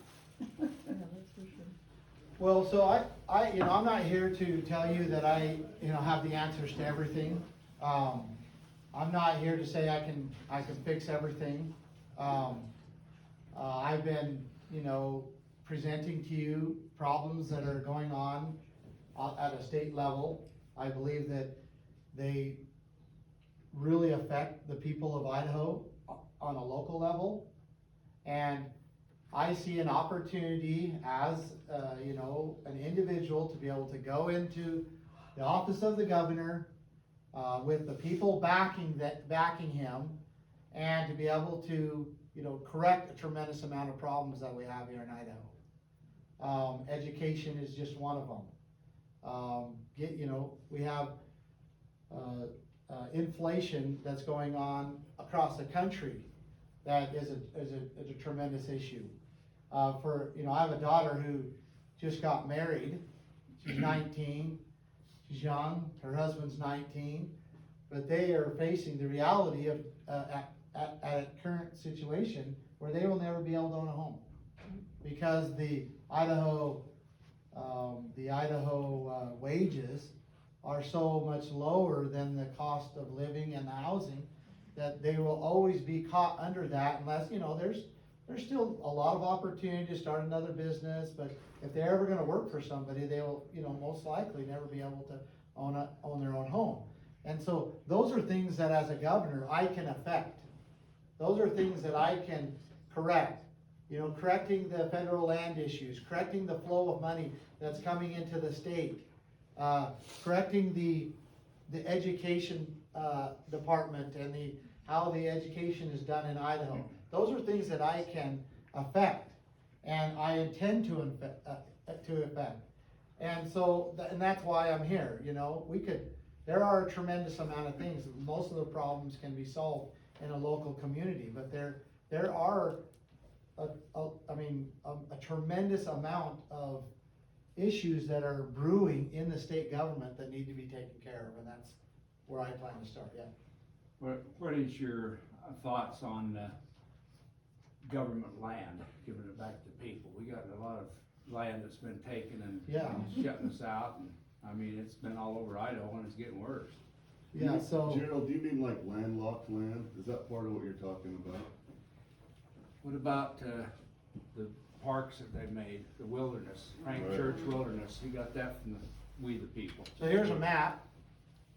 The red is federally controlled land in Idaho, and the white would be either state land or private. And then if you wanted to add subsurface mineral rights, it's 72% of our subsurface mineral rights being controlled by the federal government. It's unconstitutional, and it's caused the state of Idaho where we can't even pay our own bills. And this very issue is what caused my family all the trouble that we had down in Nevada. It's what caused me to go to Oregon for the Hammond family. These are these issues, and we must get back control of our lands. Again, Idaho can't even pay its own bills because we have to get about a third of our budget comes from the federal government, because we don't have enough. Land generates wealth, right? Land and resources where everything comes from. And we're being so restricted that we can't generate enough wealth, enough income, and I'm talking about each person, to be able to, and as a state, to be able to pay our own bills because of federal government. And I plan on fighting that fight, yes. How do you change that though, with the federal government? Okay, so it's actually much simpler than you think. And I would have no idea of how to do this if my family hadn't been in this fight for multiple generations. But ultimately, this red land here is what is called unappropriated lands. It's never been appropriated to an individual or anybody. And so, and if you were to go and let's say, outskirts land, it's everywhere. You can see it's less down in this corner though. It's like, but go find some federally controlled land. You notice I don't call it federal land. I don't call it BLM land. I don't call it Forest Service land. It's not. We need to stop saying that. It's federally controlled land. But go find a piece of it, a section of it, 640 acres of it, because your counties are broken up. And then, identify it where it's at in this section, and then go down to your county recorder and ask them to show you the title. And what is the county recorder going to tell you? There is no title. Because the federal government just doesn't have the power, straight up. There is no title. It's unappropriated lands. So I'm going to simplify what we're going to do. We're going to appropriate it. And the counties and the state has the authority to appropriate the lands. We have the authority to title the land, to appropriate it. And I'm proposing that we take, our recreational areas, what I call multiple use, in our mountains where we hunt and fish and hike, and we designate those for multiple use. And when I say multiple use, I'm talking about hunting, hiking, fishing, camping, grazing, logging, mining. That's the way it was always done. That was always done together. There's no problem. In fact, most of the hunting roads are logging roads, right? In Nevada, most of the roads that we use out there are all mining roads. We don't have any trees down there. Yeah. So, and we work together, right? We enjoy it together. So we take good sections of that, and then it needs to be administered by the county. That needs to be administered by the county. Otherwise, it doesn't work. And then there's other lands around the cities and around the towns, and maybe there are some that might be good for agriculture or to use for other purposes. We appropriate them. We dispose of them. And in fact, the Constitution orders the federal government to dispose of the land, to get them in the people's hands. So that's the solution. The state and the counties will appropriate the lands. So dispose of them. Get them in the people's hands. Preserve the multiple use lands that we enjoy so much. And then what do? That all of a sudden helps our affordable housing crisis. It also helps so that we're not being congested into cities. And keeps us from becoming these basically like a Portland or Seattle or all through California where they're just crunched into these cities, and they create what I call a Hunger Games syndrome. Yeah. Where you got the capital city and you got all the districts feeding the capital city. They're controlling everything politically, and they have their little games and they dress like they're gay and put makeup on and all of that, right? Well, that's about to happen in Idaho, okay? So anyway, it solves a lot of problems. Include one more. I'm sorry. Because I just remembered one more problem it solves. Where are we building our houses right now? On agricultural land, right? Generally. Agriculture is the #1 industry in Idaho. And if we continue without taking these lands and starting to build on these outside areas, we continue to keep building on our agricultural land, we will destroy the #1 industry in Idaho. So, anyway. How could you help ensure election integrity?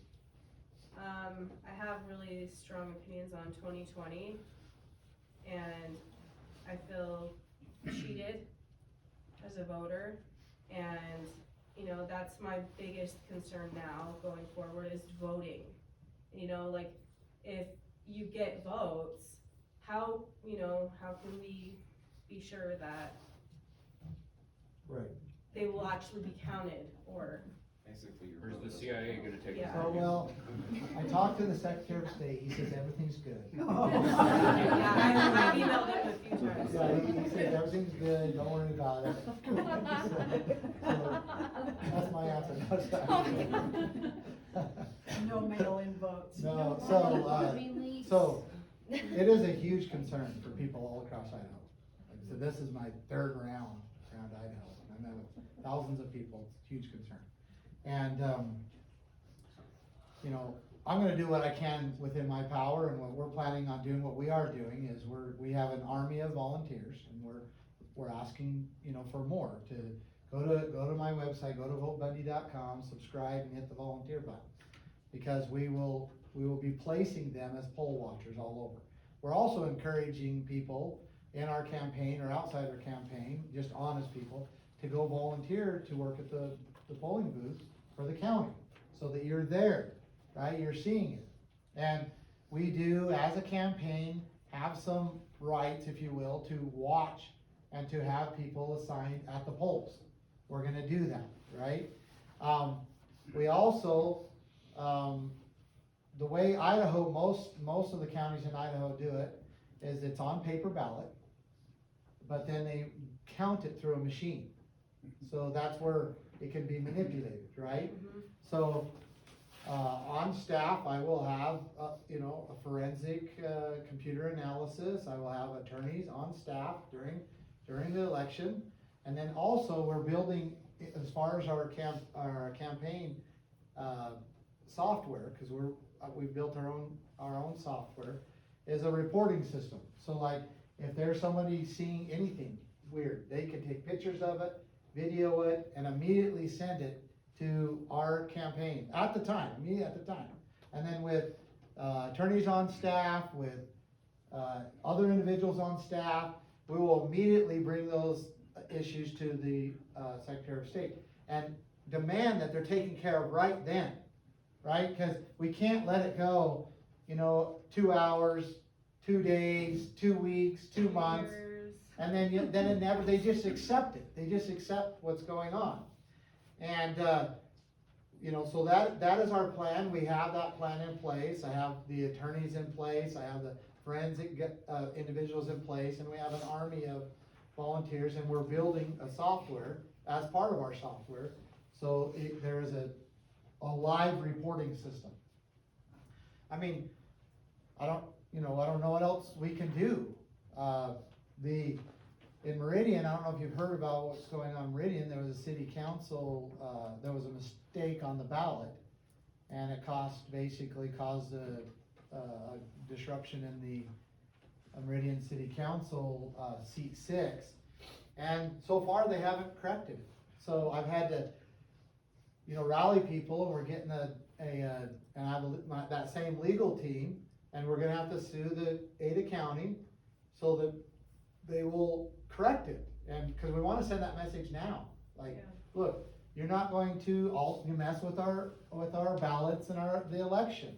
And so I am being proactive in that. I'm actually, you know, we've got about 100 people from Meridian that is actually going to be named on the suit.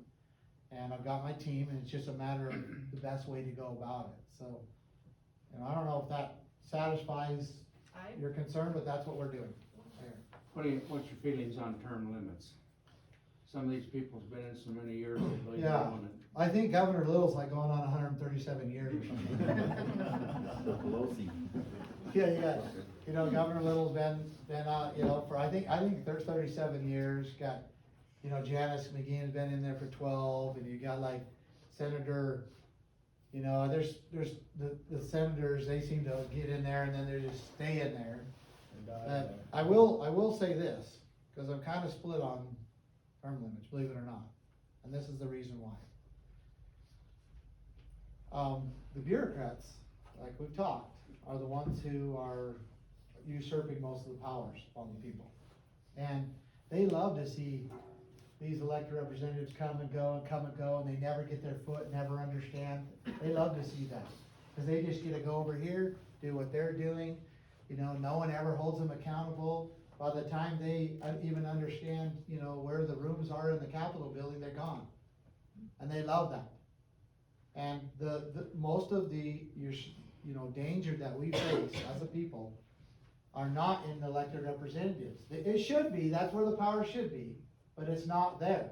It's actually in the bureaucratic agencies. And they'll be in there for 10, 15, 20, 30 years. And they literally believe that they have all the power and authority as an administrator or as the director of this. They could do whatever they want. And so more than anything, we need, representatives to go in and say, look, we're your boss. You know, we're the ones that are to control you. So that's why I'm a little bit split on it, because the legislatures get in there and they just end up being basically like bureaucrats because they're in there so long. But then these others are never in there long enough to even make a difference. So that's why I'm split on it. So on the property tax, Could you explain that a little bit? And then I was just curious, how long do you think you could eliminate that? Could you do that in a term, in a 4-year term? So that's gonna take some legislation.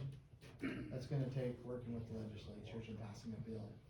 That would become Idaho's statute for forever. If I'm understanding you right, you're talking about elimination of property tax? Yeah, just what I read in your paper. So let me explain. So I am proposing to eliminate property tax. And, the reasons are very clear, because private property is something that we have to be free.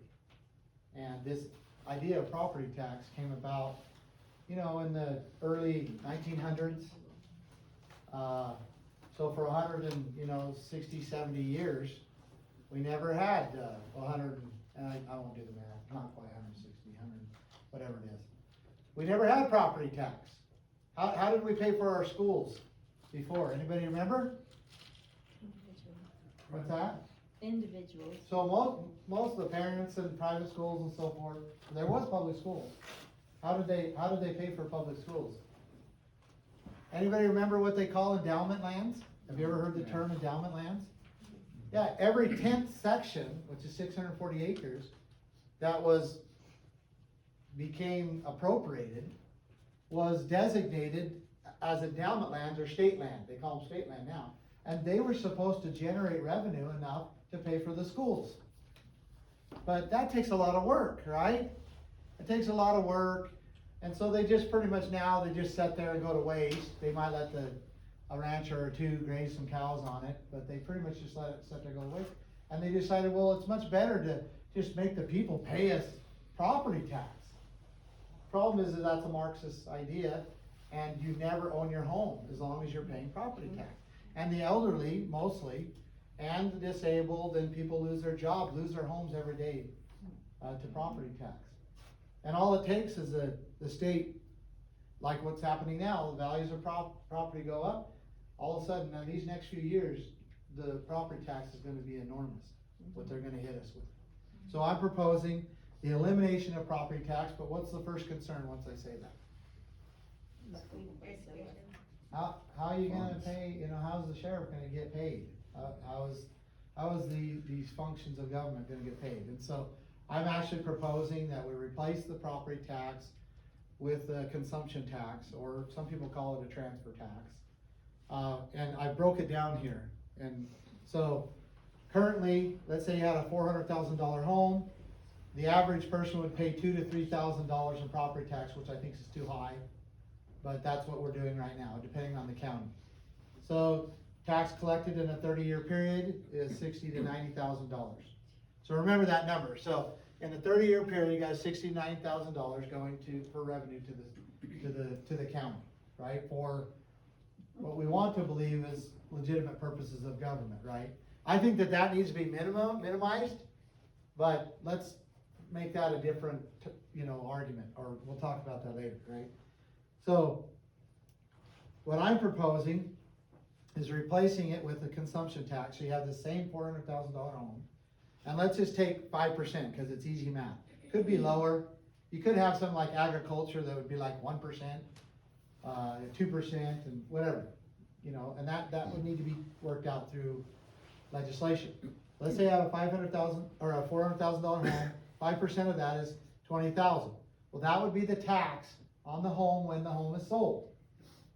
Then that could be rolled into the mortgage if you want, so that you're paying it monthly, just like a lot of people pay right now with property tax. And so you're not really paying any more or less, but the thing is when you do this, we'll keep going. So the average home sells 3 to 5 times in a 30-year period.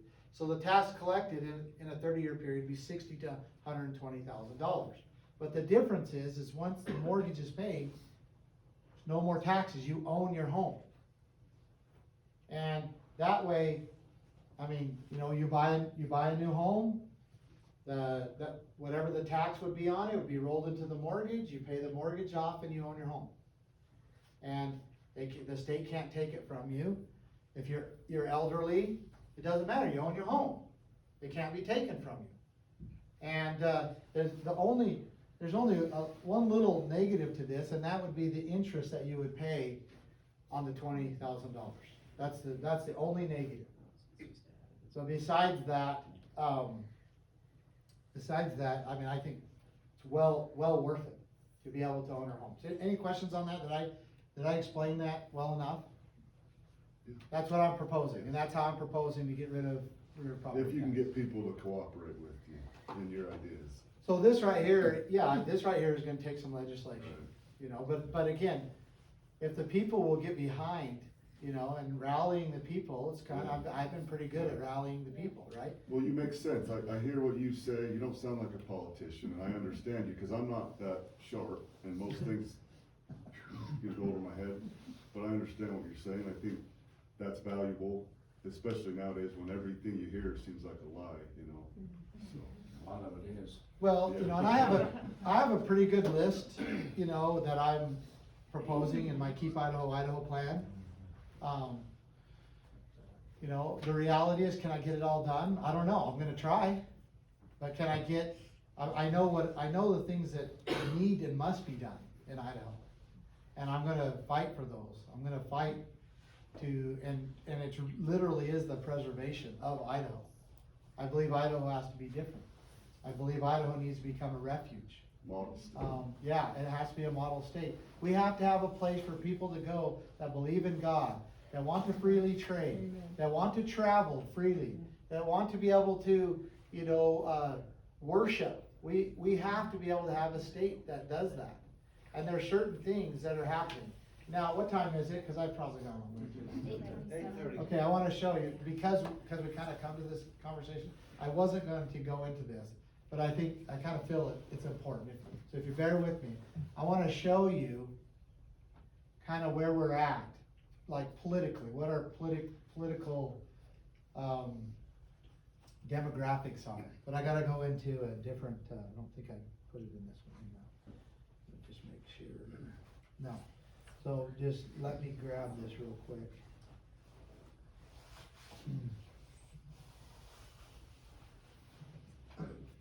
So how much meat is there with the Idaho State Constitution that we should all know about, but I didn't know about that until recently. What do you mean by the Idaho? Should the people of the state of Idaho be more aware of that and? Oh, yeah. Like the I mean, federal. I think they should. I mean, how much credence is there in that?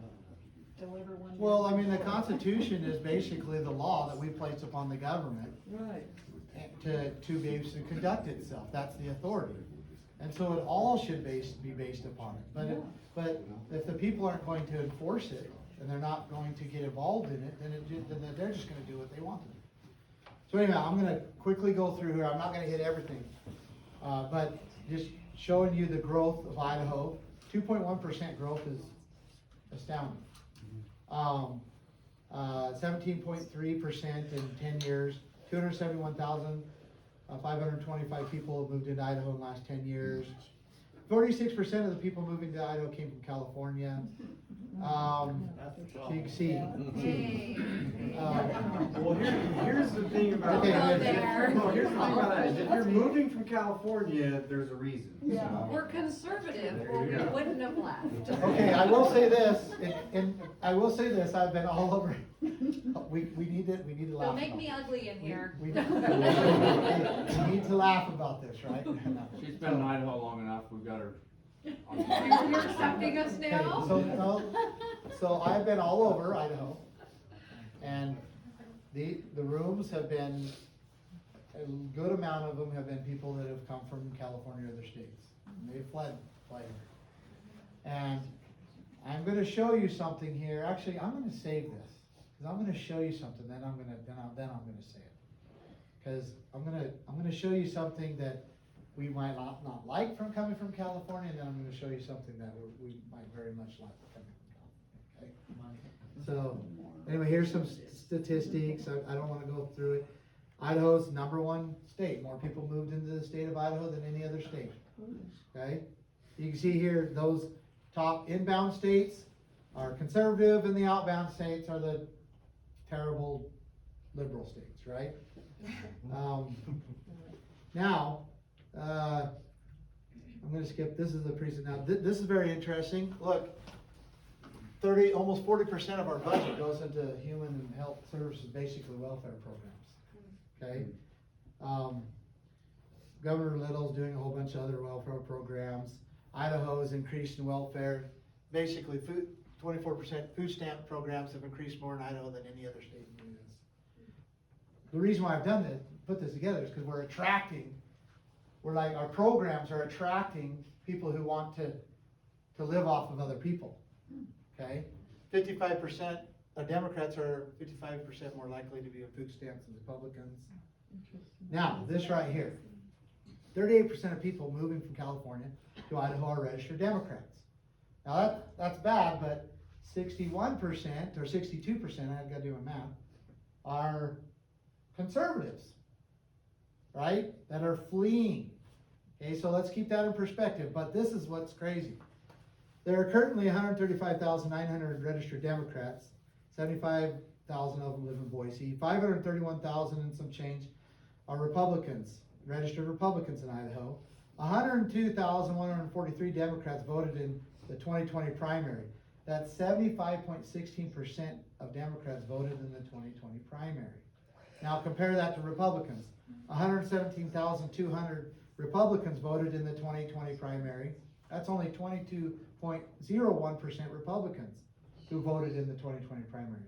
So Democrats are outvoting the Republicans by 53.13%. In Idaho, a Democrat is 3 times more likely to vote than a Republican. Now this is what's happening.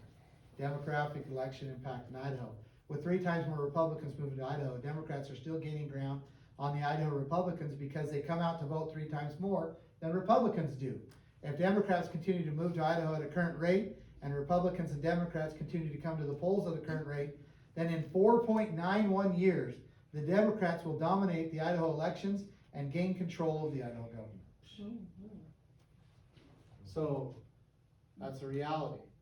And it's the apathy of the people of Idaho that is causing this. We outnumber them over 3, if we were just say that, the battle was clear lines between the Democrats and the Republicans, right? Then we outnumber them over 3 to 1. But because of our complacency, we are being outvoted. And in less than 5 years, if it continues the way it is, they will control the Idaho government. Now, back to the move into California. They're highly aware. They're not apathetic. They just watch their state get destroyed. And they may be the reason why we wake up. This other 62%. And so, figure out who your real enemies are. That 38%, you might really say, look, we do not want you here. Right? And I know it's hard to grow, but this right now is what's attracting that 38%. That's what's attracting. These programs that Governor Little's doing are attracting them. Food stamps, the highest increase is Idaho. That's what's attracting them. Right? And that's part of the message. Look, we need to end these programs so that people don't come here for handouts. Guess where they go? They go to California. They go to Oregon. Right? They go, they might, I don't know, maybe they go to Utah. But they don't go to Idaho. Have you heard anything about the plane loads of immigrants coming in? I have. Yeah, I've heard. I mean, I've never. And I've got people complaining and day and night, all through the night, of large planes landing in Logan. Well, all night in the middle of the night. I don't know. I mean, maybe they're executive planes or maybe they're I mean, I really don't know that because people can really say a whole bunch of things, right? Yeah, but I've heard that they're coming in like to Boise and things, But we do know that they are placing immigrants. We know that there's just like a flow of people just coming in through the southern border, right? We know that. But why, 76 or 78% are coming in because they want a handout. Well, it's a pretty easy fix. Just stop giving the handout. And if we can't get the national government to do it, then we need to make sure that Idaho doesn't, or doesn't, so that we don't attract this. And yeah, I did say these people. I should say these type of people. I did say that, right? I don't believe that we should be attracting these type of people. And what type of people? Those who are not willing to work for their living. We don't want them here. And I'm not talking about charity. Charity doesn't come from government. Welfare does. Charity comes from your neighbor. And when somebody needs something, then as neighbors, families, we need to help them.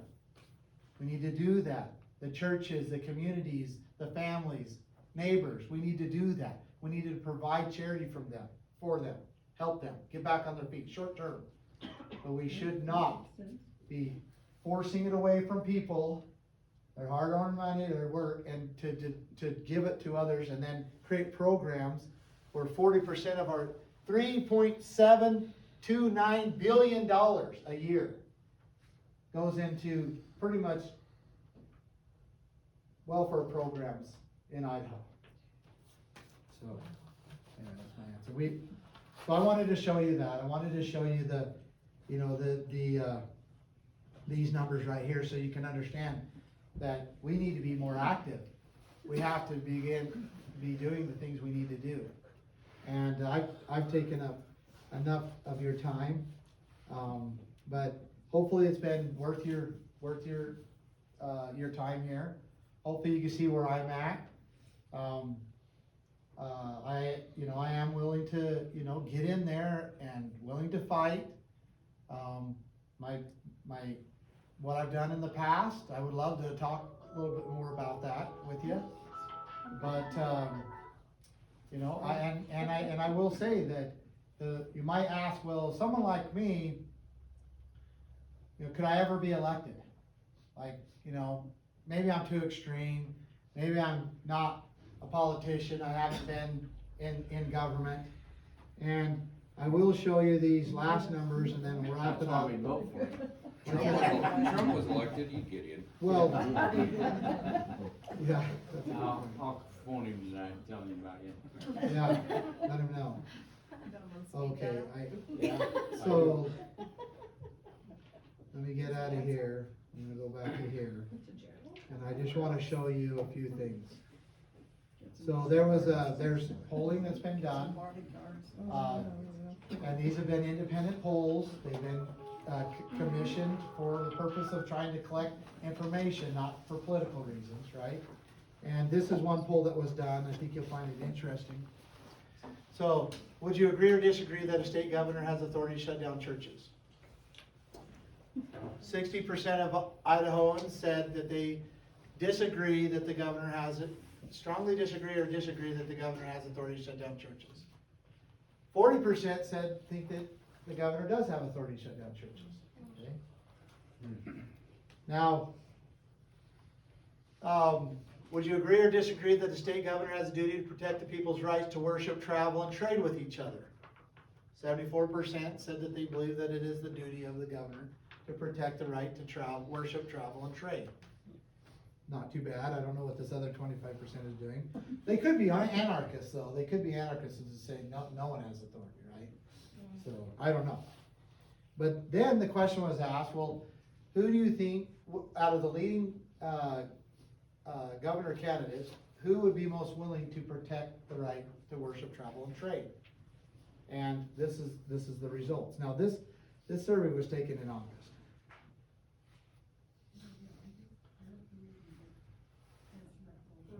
So you see, 40% believe that Brad Little is going to protect their right to worship, travel, and trade. Really? Yeah. After the last 2 years? That's what I'm saying. That's what blows me away. We have to understand that there's a whole bunch of disconnected people. So, who knows Mike Simpson? Is he well, they did a survey. I think it was Idaho Freedom Foundation did a survey, and they asked if people in the district felt like removing the dams in the Snake River was a good idea. And like 89%, or it was really high, said no, absolutely not. It's a bad idea. Then they were asked if they would vote for Mike Simpson again. And like 78% said yes. 78, 72, or 73, right in the 70% said yes. Well, he's the one proposing in Washington DC to remove the dams. So we have this major disconnect. You can see it, here. I mean, there's that 40%, and I don't know if it's the same 40% that we see here that thinks the governor has the authority to shut down churches. There's a major disconnect. Now, one more. You guys have been patient with me. Here's a survey that we just did. We just finished this about 10 days ago. And that when I say that, it's commissioned, right? But it's run independently because we don't want to taint the vote, the voters in their response. So you have to make it and send it out to them, and it's privately commissioned, and that's where this is. So, do you believe Idaho is better or worse place to live now than 5 years ago? You can see someone said better now, a little worse, much worse, that majority. So people don't believe that Idaho is as good a place to live as it was 5 years ago. Is the Idaho government becoming more or less like Oregon? So they have less like, and then more like, and more like, and there were some different. So you could see that the majority of the people, see a problem, but there's quite a few people that think that everything's going okay too. And so then, do you believe the Biden administration is more or less likely to heavily regulate the people of Idaho? Oh, yeah. So they don't like I don't like the federal government meddling, right? And so I thought that was pretty big. And then, how important is this 2020 Idaho governor race? Most important race ever, very important, about the same as others, not very important enough. So that's pretty significant. And then the question was asked, who out of the leading governors candidate, who would be most likely or willing to affect change, the right change in Idaho? And this is the results. Yeah. The only thing, there's some really good things about this because that gap is shrinking. We're catching him. And in fact, the polls and the statistics show that, because Brad Little's been in there, like I said, for 137 years, right? And Janice has been in there for 12 years. And I just announced in June 2020. And I've got Janice by a couple points and trailing Brad by about 6.5 points. And we have increased since, well, it's hard to know exactly, but at least by August, we've increased by increased our support by 23%. Janice has increased her support by 4%. And Brad's support has decreased. And so, if we can continue the momentum that we're doing right now, by May, we believe we'll pass Brad Little. And we don't see Janice making a ton of gain. She hasn't since she announced. 4% is not stagnant, but it's pretty much stagnant. And our momentum is gaining and gaining and gaining. So that's where we're at.